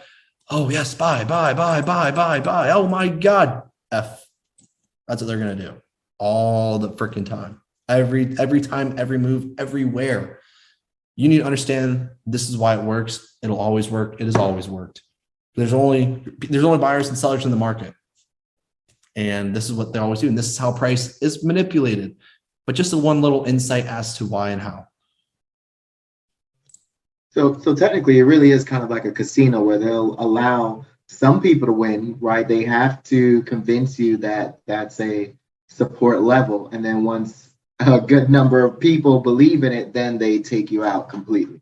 Exactly. That's exactly how it works. They want to give you hope and they'll let you win sometimes, but it's like gambling addiction. You'll win a little and lose a ton. But that one or the couple times you win, I know I can do it. I know I can do it.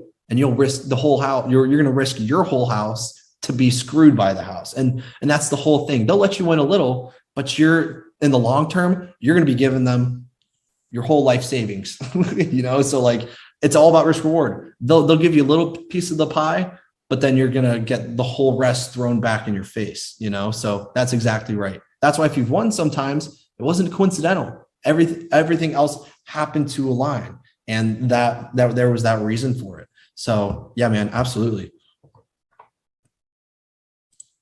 All right, good stuff. I think we're all good with this. I know this is a long day, but it'll be worth it. It'll be worth it. All right. So, juice. Okay. So that's the first type we call equal highs and equal lows. And also, it's very important. I want you guys to understand that first point, that first high or that first low, it must be higher or lower than that second point. That's just one last thing to add in there. Unfortunately, it just cleared, but I'm going to. Yeah, but that's what we know. So again, real fast. This low, if we're looking at equal lows, this first point must be lower than this point. If this second point is lower than the first point, then this is something different. So just make sure that 1 is lower than 2. It must be lower than 2. Same thing with the cells. That first point must be higher, right? It must be higher than this. If this is higher, this is something completely different. All right. Next thing is relative equal highs, relative equal lows. So like this is like a whole liquidity pool of it. Okay. I'm not going to spend too much time on this because it's the same exact ideology, just when there's a whole pool. So rather than it being the first point larger than the second point, like for instance, yes, this point is right. This point is higher than not all of it, but there's a whole pool which is here. Everyone is looking. And of course, what does retail think? The more touches, the better, right? But classic, that is not true at all. The institutions do the complete opposite. Oh, there's a lot of rejection. I want to look to buy here, sell here. Nope. The more rejection there is, think about it. The more traders who see this, what do you think they're doing? Oh, getting so much confidence. There is so much effing liquidity above here. Everyone and their mother's stop losses are right above here. So what's institutional logic?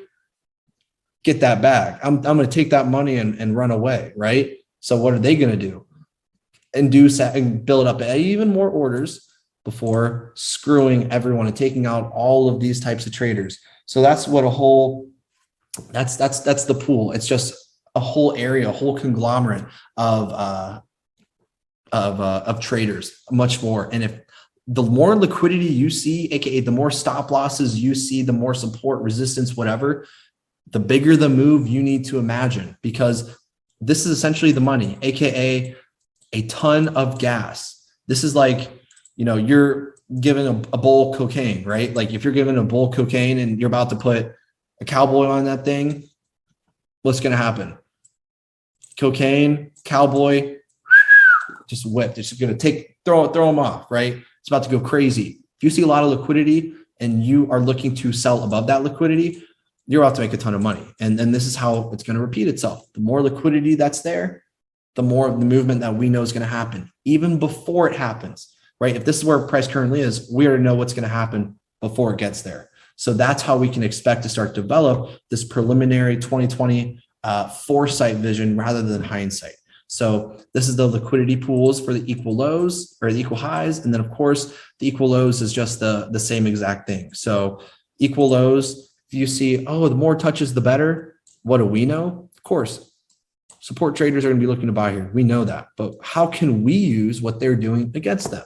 Well, if we know this is where price is going to come, we can actually just be looking for sells, doing the opposite, because that's what institutions do. Do the opposite of what retail is doing.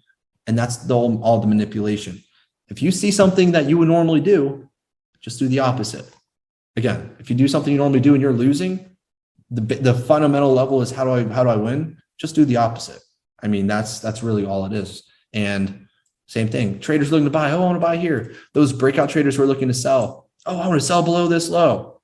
This is a more vivid example of how both types of traders, their transactions are swapped into one another, and both of them are going to end up losing. Breakout traders sell, screwed. Buy traders who are buying here, screwed. Both these types of traders are losing. Yeah, and both SLs are collected. Institutions then have swept, aka collected enough liquidity in order to continue higher. So in order for us to maybe get up here, we need to collect enough gas to go there, right? So you always need to think about it like this. In order for the market to go anywhere, you need gas to get there. Where's that gas at? Where's that gas at? Where's the stop losses are? Identify the stop losses. That's the fuel for where the market's going to go. Do the opposite in the other direction, but just a little bit of an insight. Again, 5% of the total curriculum. Anyways, the third type, liquidity sweeps. Now, this is that first thing that we were referring to. The gas is at the gas stations. Yes, sir. You got to know where the gas stations are to fill up and go where you need to go. Last type is liquidity sweeps. Okay. So this is, we know that these are equal highs, right? But now the difference is when we have this, even if it's like this, let's think about this. These are not equal highs now, right? They're not equal. So what do you think this is actually telling us here? If someone could unmute their mics and say. If this is an equal highs, right? And if we're not looking to sell here, what just happened? Well, BOS? Well, no, not a BOS, but thanks. Liquidity sweep, right? If no, you're good, bro. So remember, let's say we had equal highs here, but what happens when equal highs are taken out? What needs, based off of what we just talked about, what's going to happen next? Reverse lower then. Yeah, right. We're going to be reversing lower. So this is the third type of liquidity, which is a liquidity sweep. And essentially, this is where we've already collected the money. And I know I'm kind of transitioning for a second, thinking about structure to thinking about liquidity. Is after liquidity has been taken, what do we need to do? If we just kind of talked about it, well, liquidity is taken, that's the gas, we're going to be ready to go in a new direction. So liquidity sweeps, the purpose of intention of liquidity sweeps is after price has already swept it, and let's say this is where we are now, let's say we're right here, we need to be looking to trade in the other direction. That's what we need to do. I'm not going to spend too much time on it, but that's what we need to see. Whenever you see equal highs, equal lows, for that first example, what are we expecting? We're expecting liquidity to be swept, right? In order to go higher. But let's say that the liquidity has already been swept. But let's think about it. Where does it need to go? Well, it's just going to keep going that direction so we can actually utilize lower time frames in order for us to get to where it needs to go.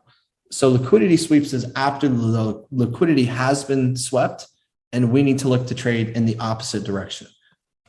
It's really rewiring and training your brain to think opposite of what you've always done.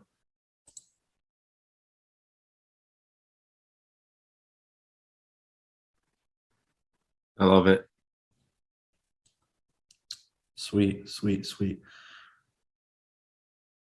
Yes, Jorge, of course, the whole community, you are, yes, you're going to meet all of the other students. So yes, yes, you guys right now, it's just the May Bootcamp server. You have all the other channels are in that same server, but you only have access to the Bootcamp channel. As soon as the Bootcamp's completed that first Monday, you'll be added to everything else and you'll meet all the other students. Okay, thank you. Yes, sir. Oh yeah. Hello. Hello. See. Tired of us already, Jorge, right? He needs new people. He's like, I've seen these people already. I need to meet others. All right, guys. So exactly, liquidity is different from equal lows, as we talked about. Liquidity sweeps equal new direction. Liquidity builds equal targets. Definitely write that little point down. Liquidity sweeps equal new direction. Liquidity builds equal target. So for instance, let's think about this. If we have liquidity here and we have liquidity here at the most basic level, let's think about this. What do we need to do? We need to collect enough gas below here in order to go where? To go here, right? Take out money to target money. Just a basic introduction. All right. And for instance, this is where the area where the institutions are getting in at. So what do they need to do? They need to come back to break even on their position to be going higher. I'll talk about that in just a second. Damn, there's a lot. All right, guys.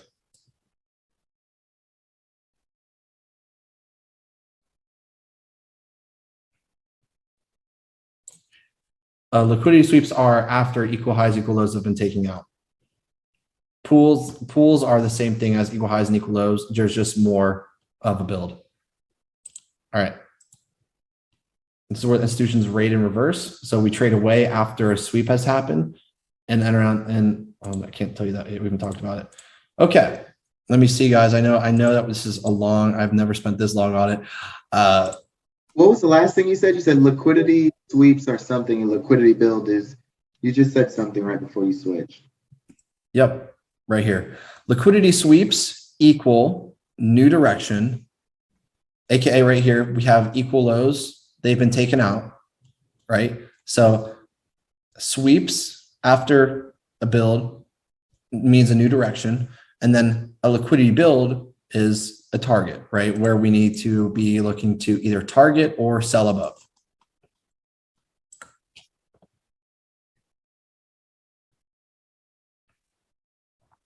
Yeah, Derek, EQU is equal highs. All right, and then yep, same thing here too, right? After we take out highs, what do we need to do? We need to take out lows. And this is just the basic operation of what's happening. After we take out highs, we need to take out lows. It's at first it'll be a little difficult, but more practice, it'll come naturally and you'll unlearn everything else.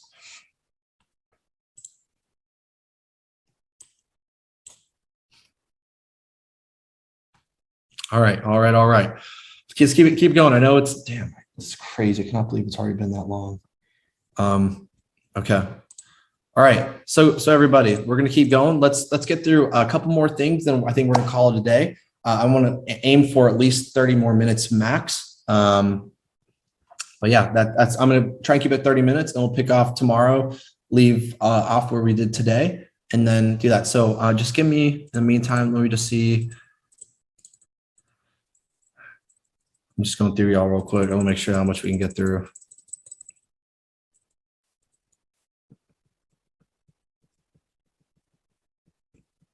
All right.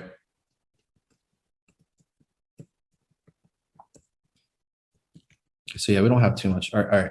So I am going to be skipping some things just so we can go through. It's not going to be anything material wise. It will be, some stuff just explaining some how liquidity works. We'll be covering this tomorrow. Do not worry.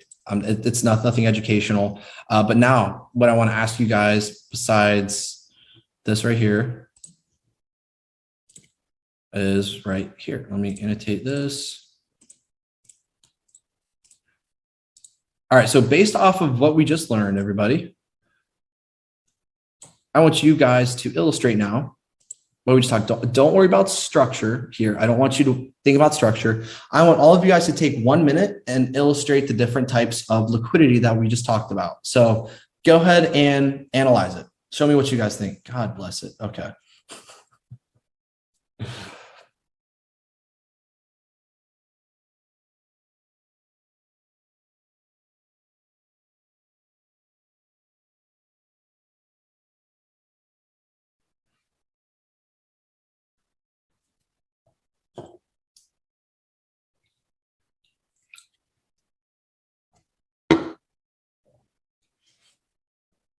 Awesome. All right. Perfect, guys. Perfect. I love it. You guys already have a good understanding. Some it may be new, but let's see this a little bit more in depth. I'm going to clear drawings, right? And let's see, right? So whenever we have some form of liquidity build, price will always take it out. And this repeats on all fractal levels, mind you, right? So yes, we have, we have highs over here, right? We have some clear, oops, that's white. We have highs, right? So we have lows, highs, everything all in between. Highs here, boom, we know that. What do we have here, right? We have lows. We have more equal lows here. We have, lows here, lows even in here. All of this fractal level stuff, you'll see even here. What do we have here? Highs taken, right? Highs taken. All of this is kind of like just a whole pool of equal highs. What needs to happen? Collect your stop losses, and then in order to move where? Same thing over here. Where are some of the other types of liquidity? Well, we have some form of support. Takes out, right? Let's think about in the future. Liquidity, right? We have support. What's going to happen? It's going to fail even over on this token, right? Resistance. What's going to happen? Fail over here even, right? You might see some form of support even all the way down here. 1 touch, 2 touch, 3 touch, fail. And this is just looking at here. But once you understand fractal liquidity, you'll be able to understand moves anywhere. And this is what you guys will be learning how to master. And when it comes to different types, any of these moves you'll be able to take. But when it comes to right now, there's liquidity is required for any move. And this is just a basic overview and introduction to it, but showing you guys that this is how all market operations are based off of. Any move anywhere, you have to collect enough money to get there. Once the liquidity sweep is completed, the orders rest there for. Yeah, mesh, that's partially correct. All right. Yeah, exactly there too. All right, all right. So now I want to ask you guys, go ahead, mark what you see. I want you to do this again. Let's mark all the different types of liquidity that we have just talked about.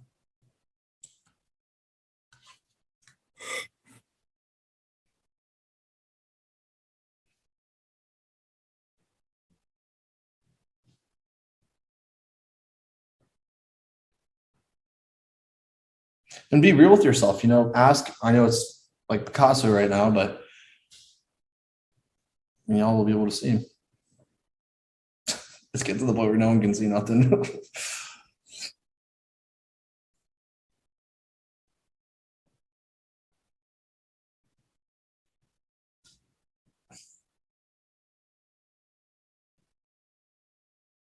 All right, all right, all right.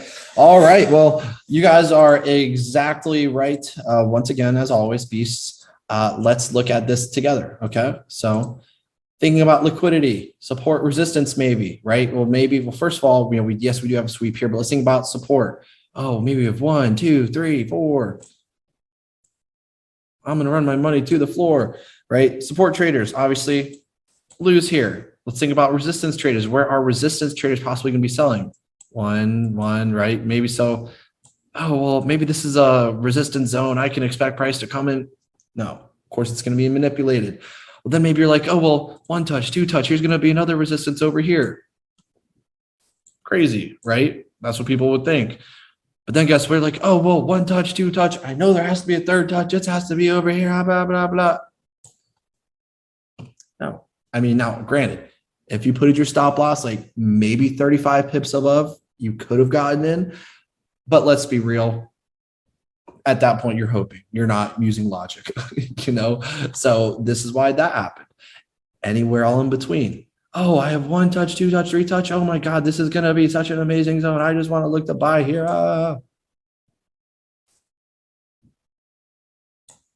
It'll always take it out. 1 touch, 2 touch, 3 touch. Screw, screw, screw, screw. Buys here, right? Buys, oh, well, this is a break and retest. I want to look to buy here. This is a really good zone that has, no. And also one of you guys mentioned this. Hence trend lines fail, but that's for tomorrow, right? Trend line, we only know why trend lines fail. And then of course, all those traders, what's happening here on a fractal level? Oh, break and retest. I'm looking for my break and retest. This is going to be an awesome zone. I'm going to go to the moon. No, it's not going to work either. Why? Everyone's orders are lining up here. And those traders who are looking to buy, they're going to be looking to buy down here. So where do we think money is? We're going to know the whole move before it gets there. Then it's just repeating this on a fractal time frame everywhere, all the time. And it's never going to stop. Now, this is looking at the 8-hour chart, mind you. Like some people might have thought, oh, this is the 1 minute, 5 minute. This is an 8-hour chart. And everything in between is going to be the same. So, all right, I think we're all good with that. I love it. I love it. But we're not done yet. I want you guys to do the same thing right now. Take 20 seconds, do it. And then I think we're heading to the last quarter of, ideally the last quarter, but we're going to go through the last of it.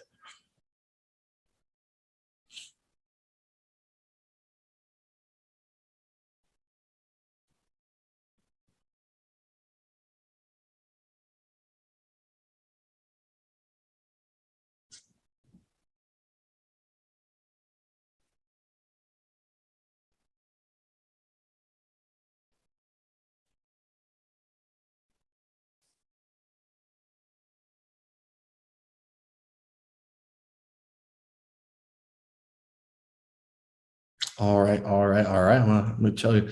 So my question for those who are looking here. Oops, I think it was the next screen. My question for those who are looking right here. Let's think about this. If this is where we are, what do we think is going to happen? If this is where we are, and we see this down here. Now the question is to where though? Well, you'll be learning that. You'll be knowing that based off of this, right? Price can either Go all the way down here. Why? What's all this? Support. So that's going to happen, right? Good stuff, right? So that's how we can know what's going to happen before it even happens. Again, resistance, resistance. Even you have, again, just people do some weird things because they think it makes sense. And we can see why it makes sense to them, but that's not how the markets work. Oh, sport. Resistance. And it'll just rinse and repeat. So guess what? Oh, it needs to come down. Oh, resistance. So what do you think? It's probably going to take out higher, then go lower. Price. Yes, sir. Yeah, you got it. B. All right, good stuff, everybody. Good. So now, remember what we've talked about so far. Now we're just thinking about liquidity, which you're going to get to the point of understanding everything everywhere all at once all the time. But now let's refer back to structure for now. Structure, the first thing we always do, everybody, is we refer to what? Higher lows, higher high structural points. We have higher low, higher high trading range. Look to buy from this low to this high. Good stuff, Taslim. Thank you. I was going to mark that. Okay.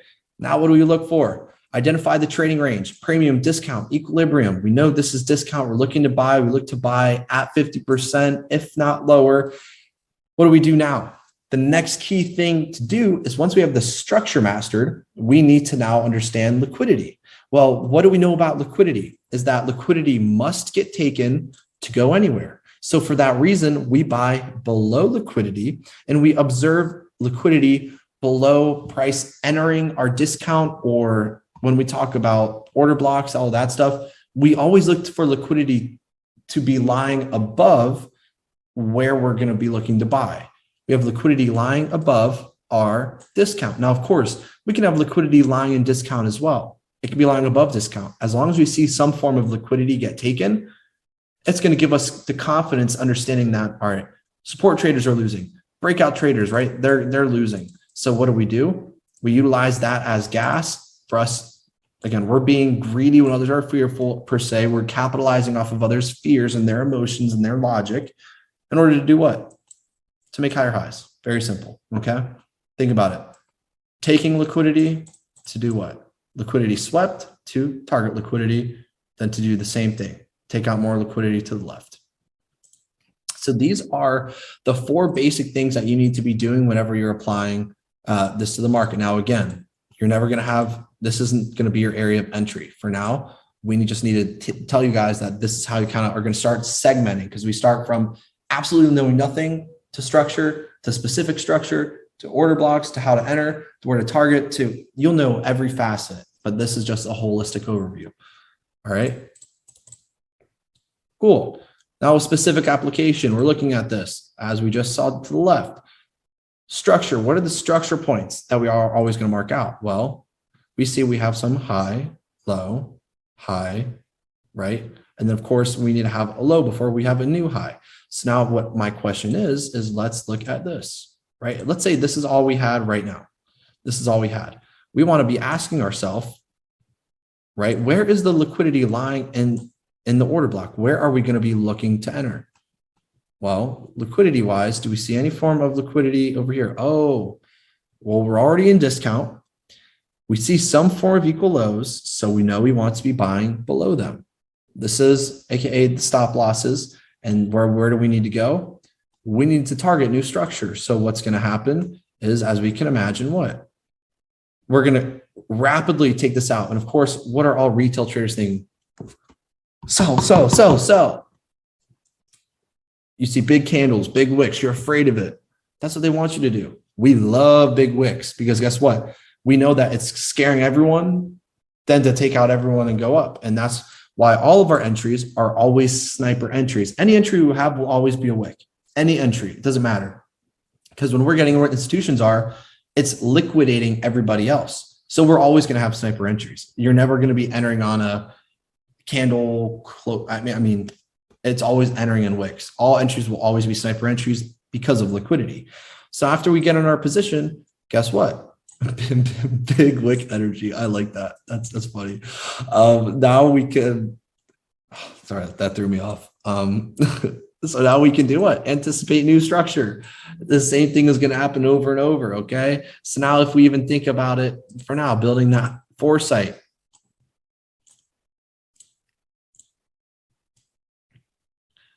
Support, resistance. Guess what? What is this? Isn't this just a larger liquidity sweep? So now where do you think we could be targeting? After we take out all of this over here, where do you think the next area of liquidity is for those who might be advanced?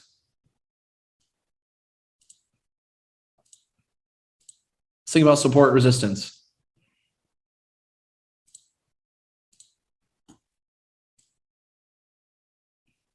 So what do we think is going to happen? We already know what the next move is going to be based off of market operations. We already know. And that's what we're going to get to the point of going and understanding specifics. Like, well, I know this would happen. Right? So good stuff. Love it. Awesome. Beautiful. Same thing, sells. I don't need to go through all this. Lower highs, lower lows. I think we're all kind of getting familiar with the whole anatomy of it. Again, guys, I took it slower because we do have some new students today, and hopefully it's making sense for the most part. But all right. Yeah. So again, same thing. Look for higher low, higher high structural points. Lower high, lower low structural points. What do we need to see? Liquidity before? We need to see liquidity being taken out into our premium price. And then what do we expect? Of course, target new liquidity or target new structure per se, because structure is king right now. It's king today. He's getting slain tomorrow. All right. And that's the move that we're going to be expecting. I think it all makes sense to everybody. And of course, we'll go through one more example showing that as well, right? We have 1, 2, 3, 4 relative equal highs. So of course, what are we expecting? This is a whole pool. Again, even if you identify it like that, it doesn't matter. Just seeing multiple points have multiple touches, liquidity building up. Where's the other liquidity? Well, you have, support. Of course, it's going to lose. Support. Of course, it's going to lose. We know it's going to lose. So what do we look for? Price comes up, sweeps the liquidity. What does it do after? It breaks structure after that liquidity being swept, right? If we have that BOS right here, higher low, higher high, BOS. And what do? We look to then enter based off of liquidity being taken, which we have liquidity taken right here, which you guys will know this specific point. Exactly, Daniel, right? And then guess what? We have a cute 2 pip stop loss. And then if this is our entry here, and this is our stop loss, this is our first target, that's already a 1 to 10. But now what if I told you how the mastermind approach is? You'll be entering this. I mean, at the minimum 3 times to go lower. Suddenly that becomes over a 1 to 30, 1 to 40, right? And that's how you exponentially grow accounts, risking very minimal. So, all right. This should make a lot of sense to everybody. All good. All right. Sweet. Jesus, long. All right. Last break before the last quarter. Last break. Enjoy it. Let's have this one be 5 minutes or so, and then we'll get right back to it and finish this up. Sounds good. All right.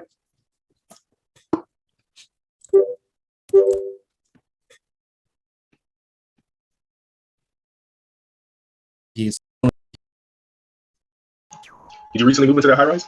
Dude, so me and Tristan, we were in an Airbnb. And I'm looking right in the area. Actually, Earl, he is I don't know if he's a realtor, if he has places, but I was talking to him, and we're looking for a place right now. My lease fell through, but that's regards to a few places I am looking for. I got my eyes on right now, but no, until in the meantime, chilling in sky rises. He'll be taken care of, yo. We're gonna take care of him. You can get me right. It's a little pricey, but it's worth it. Oh, you live under too, Earl? Yeah, I do real estate down Okay. Yeah, I live 3.5 hours away. I'm in the middle. Yeah, Tampa. That's where I'm supposed to be today, actually, Tampa. Okay. Like, yeah, we're gonna link up. I'm scripting a steak. I'm gonna meet up with him and give him that steak. The man deserves it. It's like, we don't get Outback Big Boy T-bone, the one he can't finish. That's what I'm talking about, But yeah, man. Plus, I need to see the beach. I haven't been there in a while. It's been about 2 years since I last been in Miami. Oh, you're long overdue, man. You gotta come down here. Look, man, them young jitterbugs be pissing me off. I can't do it. It's like maybe if I was a little younger, I'd probably be a bit more excited. But I'd be like, I just go there just to see the Rays, and I get my like, y'all young bloods and take it over. So I just go there for the Rays a little bit, have a little fun. I'm gone. I can't do it. Can't do it. Bro, Miami's changing every day, man. Every day. Oh my God, like it's becoming it's almost like it's becoming Hollywood. You ever been in Hollywood? Absolutely. So you know where Hollywood is, and then right off the back end of Hollywood, you know where Malibu, and then the part of Beverly, like Miami's becoming like that back end side of like Malibu and everything. I'm like, how the hell is this happening? I was like, wait, this is a retirement state. This is the new. This is the new Dubai. This is the Dubai. Yeah, at this rate, you said ain't a steak I can't finish. Oh well, hey, then you know what, Daniel? I appreciate a man of character and a man of culture. Any man that can finish a good steak is a good man in my mind. Like, you know what? Which reminds me, we need a Wagyu steak when we visit you. Just blow a couple $100 and get a. Well, I ain't never been to Salt Bay's restaurant. Is it even good? Has anybody ever been there? Yeah, I've never been there. No, Nusrat or whatever. Yeah, Nusrat. I know it costs an arm, a leg, 2 pennies, and a shoulder. But, All right, guys, girls. Let's get back to it. Let's get ready for the last quarter. Now, I'm telling you right now, we will not finish today, but I'm going to be working endlessly tonight to try and refine it. So tomorrow is the shortest day, which is good. Kind of makes up, balances out the time for this weekend. But of course, you guys are getting exactly what you guys signed up for, and that's the whole mission and reason behind it. So let's go ahead and get back into it. Our admin, he's gonna make sure that everyone's to their seats. They're all back, they're active. I think we're all good. All right. Make sure everyone's cameras are on too. Please turn your cameras on. We're gonna go ahead and get started here. I'll give you guys about 30 seconds, and we're gonna go ahead and get finished and wrap up with a good day one.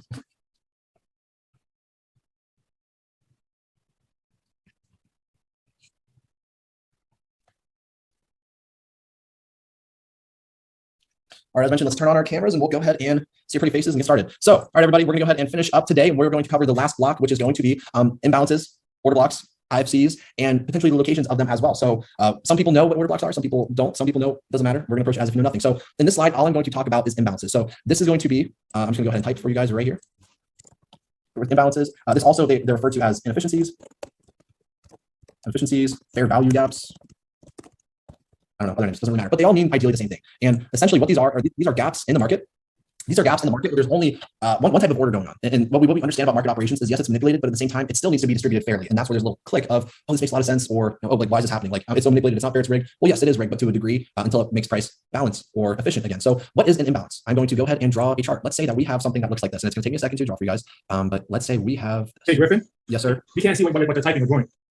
No, we do. Thank you for being the only one telling me that. All right, so. Do I get an FTM code for telling you that? Yeah. All right. So imbalances and efficiencies. Okay. So let's say we have something in the market that looks like this. All right. We have this, maybe this, and then let's say we have this.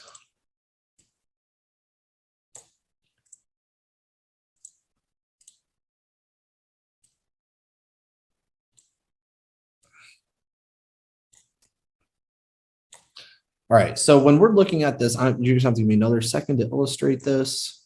Here.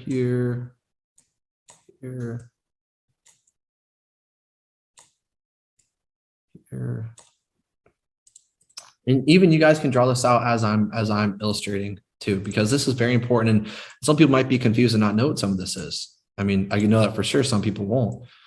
So let's take this a little easy.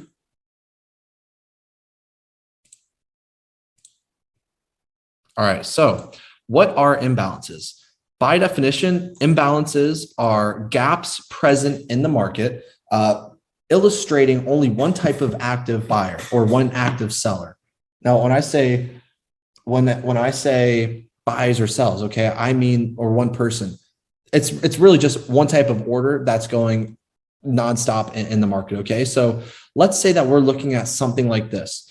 What an imbalance is it's a gap between 3 candles. All right. So when we're looking at this, right, we can clearly see that we have all these different types of candles, which is great. Okay. We can clearly see this, but now what I'm trying to illustrate is between the wicks of candles, there will be a gap. So when we're looking over here to the left, and I'm just trying to illustrate that maybe we have something here. It doesn't really matter what's over here, but then we're essentially going down.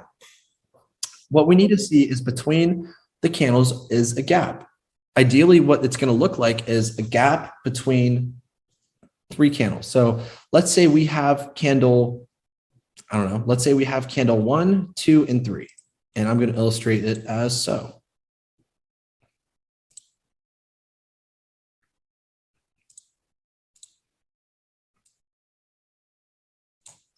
So you have candle 1, 2, and 3, and you can label them as 1, 2, and 3 with me as I do this. So we have 1, 2, 3. Candle 1 is what we call our order block, but I'm going to be ignoring that for now. An imbalance is a gap between two candles and the wicks of those candles. So for instance, when we're looking for a gap, we can clearly see candle 2, between candle 2, 1, 2, and 3, 2 serves as kind of like a mediary between the two. And we see a gap between here and this wick. Essentially, it's a gap between two wicks and a body in between. That's what it is. Even here, right? Do we see another gap here? Well, we see a gap from this low to this low, right? And this is showing us where imbalances are in the market. And imbalances or gaps, fair value gaps, whatever you want to call them, in order for market or pricing to be efficient, we need wicks to touch one another. We need wicks to touch one another. That's showing us that pricing is efficient. There's no gaps. Like for instance, over here, right? Do we see over here? This wick was met. So there's no gap, right? Over here, there's no gap over here. There's no gap. But over here, there was another gap between here and here. If I had to make a better example, I probably didn't do that in the best way. Just 3 candles. Just draw 3 candles. And this will be a sell example for an order block, or a sell example for imbalance. Gap, gap, gap. And this is a sell imbalance model. Where is the actual imbalance? It's between right here. Between our gap at the low of this wick, right? And then the high of this wick. This is where the gap is, okay? And this is what we call our imbalance right here. And what we look for imbalances to do, I don't know, some people use 50%, some people use the open. All that we care about for imbalances is it needs, an imbalance always must be closed. So that means in the future, yes, price can keep going lower, but before it actually continues going lower, it needs to fill the imbalance. So price needs to come all the way back to fill the gap. If this is the gap, it needs to fill the gap. It needs to fill the gap before going lower. Now, this is where ICT or other people, they're dumb and they say, oh, 50% mitigation or no. If you always look at a fair value gap, and I'm speaking to those who know what they are, see what happens. People are like, oh, fair value gap. This is what I want to identify. There's a reason you're always looking for a gap to be filled, because this is what we call an order block. It's above the imbalance. All right. So now that we can see this, an imbalance is the gap between two wicks. 1, 2, 3. Imbalance is the gap between 1 and 3. Now on the opposite side, let's say now that we had a buy scenario. Okay. Let's say we had buys, right? For our buy candles, and I'm just going to use them as white candles, right? Let's say that we are going higher for our buys. We have maybe 1 candle, 2 candle, 3 candle. I'm going to pick on someone to ask or to illustrate it. Let's see here. All right. Let's see who I'm going to pick to be my victim. Being a little slow. Someone I know might not understand. Tristan.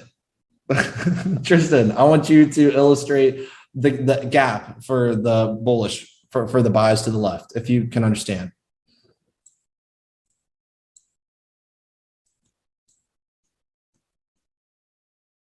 Sweet. Okay.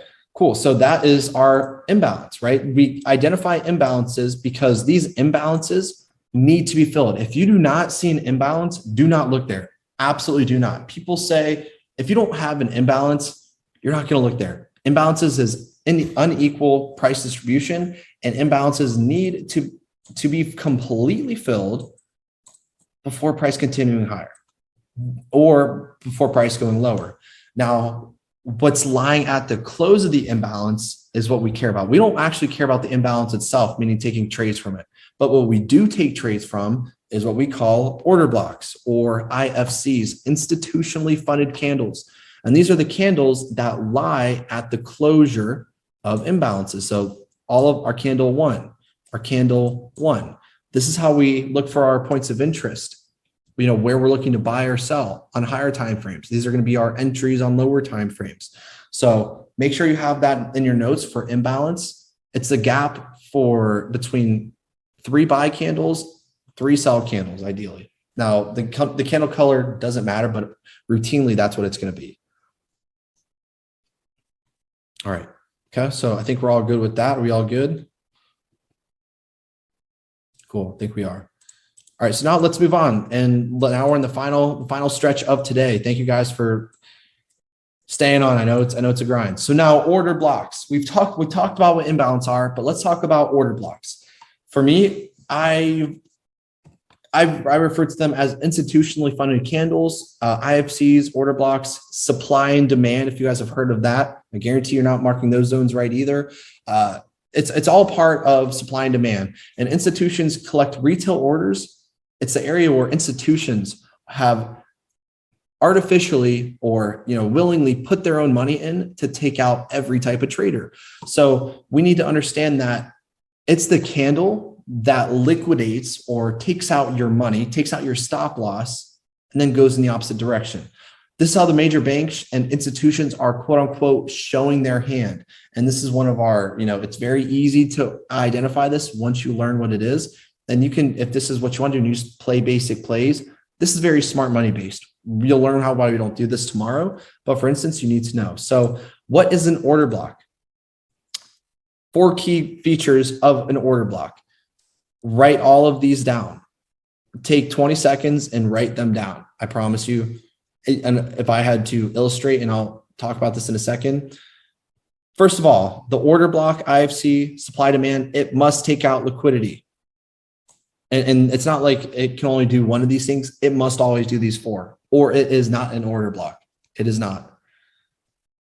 1, order block must take liquidity. 2, order block must create an impulse, meaning a large move, and or a break of structure that aligns with structure.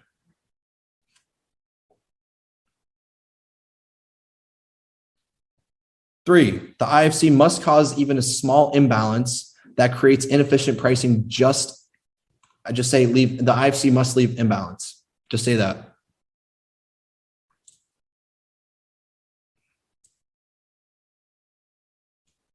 IFC must cause imbalance. And 4, IFCP must be located in a relevant area, decisional or extreme, which we'll be talking about. I'm not going to say today. I'm going to say tomorrow. I'm going to wrap up with this today, guys. All right. So what is an order block? All right. An order block, when we're looking at this, is exactly as mentioned. So what we know about liquidity, and as we talked about, one of the liquidity types is whenever liquidity is taken, we need to understand that this whole move right here, right? This whole sell-off that's happening, that's going to be taking out all these positions. This is a liquidity sweep, or AKA an institutionally funded move. This is where the institutions are utilizing their own capital to take out all of these traders, collect their money, and then cause price to reverse. But we need to understand that institutionally funded candles, the reason they're called order blocks or IFCs is because they're literally blocking all of the orders, collecting all of this money before going lower. So when we're looking at this one candle that takes out those traders we're looking to buy here, this becomes the order block. Okay. So when the order block takes out liquidity, we have this. We have candle 1, candle 2, candle 3, which should be right after. Candle 1 is always the order block. What must happen is that second candle must engulf the actual order block itself. So if we have an order block right here, that next candle must open below and close above, right? Because what does that do? It leaves an imbalance, right? It leaves an imbalance above. Now, the third candle, what's going to happen? is it'll just continue going higher. And notice there's an ever so slight gap that's left behind after it takes out the liquidity from the left. So what does this tell us? Well, the institutions have to break even on their position. So long story short is that even it can keep going higher, but for it to make the real move, it needs to come back to fill that imbalance, right? And what's left at the close of an imbalance? An order block. So it needs to take out liquidity, one. Second thing, create an impulse to the upside, right? This will be 2 over here. 3, must leave an imbalance. 3, check. 4, it must be located in a relevant area. This is what you guys will be learning tomorrow, right? 4, and then what do we expect? New structure. Should make sense. The color also, the color of the candle does not matter. It's just the last candle before price reverses. And we have, of course, always examples to show. And we're going to end off with that today. So about 10 minutes and we're done for today, everybody. Bearish example, same thing. Some high has to be swept. You want to find that exact candle that took out liquidity, right? That candle that took out these highs. Now what happens? You find the candle, the next candle must leave an imbalance. That candle must take out liquidity. It also must cause some form of impulsive move. What's left is an imbalance, and you always need to have an imbalance to consider an order block. If there's no imbalance, it's not an order block. Don't care, it's not it. This is what you need to look for. So what do we expect? Price to come back to fill the imbalance completely. We don't take trades off of imbalance. We just use them to identify order blocks. Identify the imbalance, right? And the price will go lower. So where is our entry? Where is our stop loss? Our entry is always going to be at the wick of the order block. That's always where your entry is going to be. Always, always, always. Where's your stop loss? Your stop loss is going to be literally at the high of the order block, right at the high. If you want to add half a pip for spread, by all means do it, but don't add like 4 or 5 pips. This is no retail BS, you know, it's always exact. If it breaks that order block, it was wrong. It's not going to work. Like very, very easy. Because that's where institutions are accumulating their positions and they need to break even on. That's why we look for order blocks. Okay. So your entry for here, let's say your entry is going to be right on the order block as the wick high. It's going to be right here. Your stop loss is going to be right there. Don't add more than 1 pip to your stop loss ever. Don't do it. Just don't, right? Take the loss and move on. That's what the whole psychology we'll be talking about. But this is how we need to be looking and approaching the markets. Griff, can you go over where the entry is one more time in this scenario? Yes, yes. So the entry is always going to be on the close of the imbalance. So the candle that entry, right? Let's say we have an imbalance right here. Okay. This is the imbalance right here. The candle that is left that closes the imbalance, meaning if this is our imbalance, we know price has to close the imbalance. The candle is the order block that initially starts the imbalance and is required for it to close. So there's an example I'll show you, but order blocks must have imbalance before. We wait for the imbalance to be closed, which will always be where our entry is, and it's going to be at the order block. Yeah, the next slide will answer that question though. And don't worry, y'all, we'll have a review of this tomorrow as well. All right, so let's go over just a couple more things and we'll get off for today. So order blocks, guys, let's think about this. First, we have some form of low, swept. Where's the order block? The order block is the last candle, right? That takes out some form of liquidity and it has imbalance above. Where's your order block? It's right here. It's the candle that requires the imbalance to be filled. If this is your imbalance, right? This is your order block. Now, Tristan, I'm going to ask you, where's another order block over here?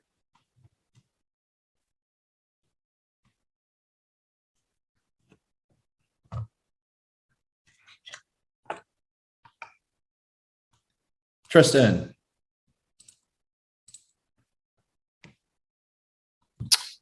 This is the admin. Why don't I take a shot at it?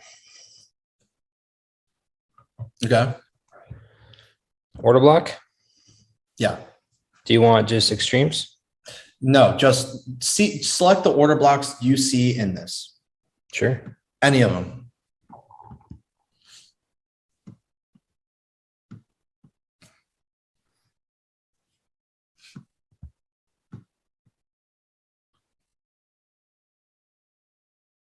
All right. Yep. And there's a ton more, but yeah, but no, notice notice what happens, right? Starting from left to right, some highs. They're swept, and what does price do? It drops. Candle 1, what does candle 2 do? Candle 2 engulfs candle 1. It opens above it, closes below. Don't we see that there's a huge gap right here? So we know in the future, price must do what? It must fill this gap, correct? And what's left at the closure of the gap? An order block. And do you see how we got some form of reaction here? This will always happen. Now, this wasn't the right order block by any means, but any order block will always give you a reaction. So this is institutions breaking even on their position before resuming higher. What's over here? We have another order block, right? What will happen? Institutions will break even on their position to continue higher. Well, what's left over here? Don't we see another order block? What will happen? Price will take out some form of liquidity to mitigate the order block, to tap it, to then go higher, right? Same thing over here. Isn't there an order block over here? Another order block. This is where price will tap. This is our entry. And then guess what? It's going to be going lower. So just showing you everywhere, order blocks will always be mitigated. So at this point in time, think about it. If some lows equal lows, right? We have our order block here. What do you think is going to happen? Well, if we have another order block here, what do we think is plausible? Probably that. And this is how we need to kind of start thinking about order blocks. Master order blocks become very good. Your stop losses are going to be ridiculous. I mean, your entries are going to be ridiculous. Your overall risk reward is going to be phenomenal. So order blocks are the candles that lie after imbalances. How do you identify an imbalance? Look at a candle, right? Look at a candle and look to the right, immediate right. You look at a candle, look to the right. Is there a gap after? Yes. Look to the candle. Is there immediate gap after? Yes, right? Cool. Look at a candle. Is there a gap after? Yes, right? Even here, where's an order block here? Do you see, look at a candle, is there a gap after? Ever so slightly. What happens? Still an order block, right? Still an order block. It'll always give us a move. Rinse and repeat all the time. Just ask yourself, if you're looking at one candle to the right, is there a gap after? If so, it's an order block. All right, so that was one example. And then last one, before we go ahead and call it a day, is same thing, sweep. We have highs swept. Where's the order block? It's the candle that has imbalance after. Where is the imbalance? Well, after this candle, is there a gap? No. After this candle, is there a gap? Yes. So this becomes the gap. This is an order block, right? We look at this candle. This is our entry point. This is our stop loss, because if this gets broken, it was the wrong order block, point straight. So now, of course, what do we look for in the future? We know that price, if it's here, it'll always build some form of liquidity. Now I want to ask, is this an order block? Yes, this is an order block. Why? Because we have a gap after. But how do I know? Was it going to be this one? Is it going to be this one? I'll be learning, but this one won't work. It'll do something like this, trick everybody to thinking it's going to work, and it'll do something like this. So order blocks must have gaps. If it doesn't have a gap, it's not an order block. Okay. Yes, sir. I have a quick question. Does this week invalidate this order block due to the fact that it is like between lines, like already mitigated? No, because think about it. To the right, and that's a good question. This candle, where is the open of this candle? Of which candle exactly? So if this is our order block, that next candle, the open must be inside of the candle. So the anatomy, we have a high, we have a low, we have an open, we have a close. This opened above the order block. So the order block was not mitigated. This is an engulfing candle. And what needs to happen is after an engulfing candle, price must come back in the future to fill this. I know what you're asking, but I think, yeah, I mean, I answered it, but like this, very clear. Yeah. because it opened above it. Yes, it's like, oh, it came back and mitigated it, but we need to understand this move, it happened before price left. It happened before price went lower. It's not like it went lower, then came back in. It came up higher and then it dropped all the way down. So this is still left unmitigated from your knowledge. So price must return to here. All right. I think we're all good with that. Now, I'll go over this. I mean, now we could go through just a couple quick examples, just looking, right? If this is an order block, right? Takes out some form of liquidity right here. And where's the imbalance? Ton of imbalance here, right? So all this needs to be filled. And what's lying right above, even this small little imbalance right here, there's an imbalance. What needs to happen? As soon as price comes up to fill our order block, that's when we enter. And where's the liquidity lying? Again, you always have to be simultaneously understanding this stuff. We have all of these equal highs, right? All of these relative equal highs serving as liquidity. Liquidity needs to get taken out, so it needs to happen. It'll take out the liquidity and then drop, even over here. If we're looking at all of this, liquidity over here, all this support manipulated, right, to take out. Price then takes out this liquidity. Guess what? Isn't there an order block left down here too? Takes out liquidity here to go higher. So where's a new order block? Here. And this, you'll be understanding how to be taking buys into other order blocks, right? And then to do what? To target here. So guess what? Order block. Beautiful. It was tapped. Became another one. This became another one. This is a whole trap and stack, which you guys will be learning. There's so many entries after understand what's going to happen where. Next is another order block. Takes out liquidity. Great. Imbalance. Where's the imbalance? Right after, little gap after. It's ever so slight. You might not be able to see it. So this is the order block. And where's the liquidity lying before? Clear equal highs. We look to sell above equal highs. All retail stop losses getting rated. And what do? Of course, look to target new lows, new liquidity. Where's the immediate liquidity that we see? Here. But we're looking to sell. So new structure, correct? So we take out a low. If we know what's going here, use this to our advantage to be selling down below here. And then guess what? After price breaks this, we have a new imbalance, right? This becomes an order block and we can sell lower. Vice versa over here. If we're looking to buy in this scenario, let's say we're looking to buy, where's the order block? The order block is right here. Takes out liquidity. We have our order block right here. We know that we are looking structurally looking for buys. Where is the actual liquidity? Well, we have this right here, liquidity here. One of the types we'll be learning about next week. And what do? Look to buy below. So this order block, beautiful. It was tapped. Now we have a new order block.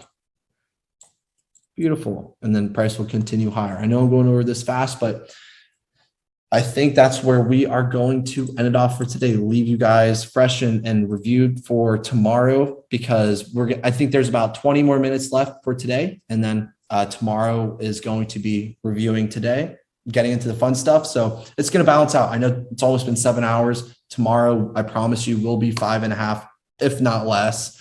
But yeah, guys, what I want to do is let's go ahead and let me see this real quick, y'all. All right. So yeah. So I think what I'm going to do today, everybody, is we are going to call this a day. We're going to, so now, are you guys ready for the real sauce? Are you ready to dive inside the world of inducements? Yes. Ready to enter in the market, the same market exactly as the time we do? Well, join us tomorrow to find out, everybody. So thank you. Today was a long day, to say the least, but making dreams come true one day and trade at a time. Thank you, everybody, so much for your time today. I appreciate it so much. And tomorrow's going to be limitless, needless to say. Griffin, quick question. Are we going to, is there a need to start an hour earlier tomorrow? We're still 9:30 Eastern. No, 9:30 will be fine. Today was, this is the longest. So no, yeah, tomorrow will be good. Okay. All right. Thanks so much, Griffin. You're welcome, bro. Is there anything you want to do like until then, like any homework or any reviews or anything? Yeah, not until then, or not until Monday. You guys will be given homework for the week. I'll give you a review guide. You guys can study, get ready, and then after next weekend, you guys will join the community immediately, and then you guys will have the first call Wednesday, first community call, and then live trading as well. So yeah, don't worry, just get your mind right. There's no homework to do. But yeah, if you wanted to study, maybe look up some order blocks. I wouldn't say learn from anyone because my refinements that you guys will be learning are a lot different than anyone else. So, but yeah. Cool. Yes, sir. Talking specifically about this, about this bootcamp, do you have any recommendation for like shortening the learning curve? Yeah. Yeah, that's a good question. So what I'm going to do is any boot camps going forward, I'm not going to be teaching day one stuff.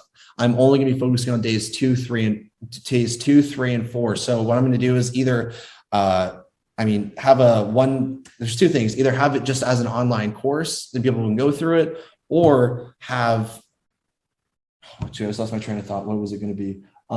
Or have like an intro session, the first weekend of every month. Someone who wants to learn, just this, how to get a reduced rate, maybe just, a 1 weekend, 2 day, 3 hours a day, quick thing. And if not that, then what I'm going to have is I'm just going to probably record all day one stuff and then send that to you guys for you guys to review prior to the actual bootcamp start. So you can familiarize yourself, get ready, so we can just focus everything on day 2, 3, and 4 stuff. Okay, great. So even if in the future you only offer a course for the next people that get along with you, are we going to still be able to like watch the bootcamp if we want to do like in the future? Yeah, for sure. Now, as far as a re-enrollment, the only ever fee there is a re-enrollment fee for the bootcamp. It's $250 USD, but that's it. And that's if you want to join. As it's a long time. But anything in the future that is included inside the community, it's always going to be included. The only additional charge is just going to be a one-time bootcamp enrollment, and that's it. If you're a one-on-one student, which we're not taking anymore right now, you have lifetime access to everything. No. I mean, like if we're like I don't know in December or next year, and I want to see the bootcamp of this May, like 2022, can we do it? Yeah.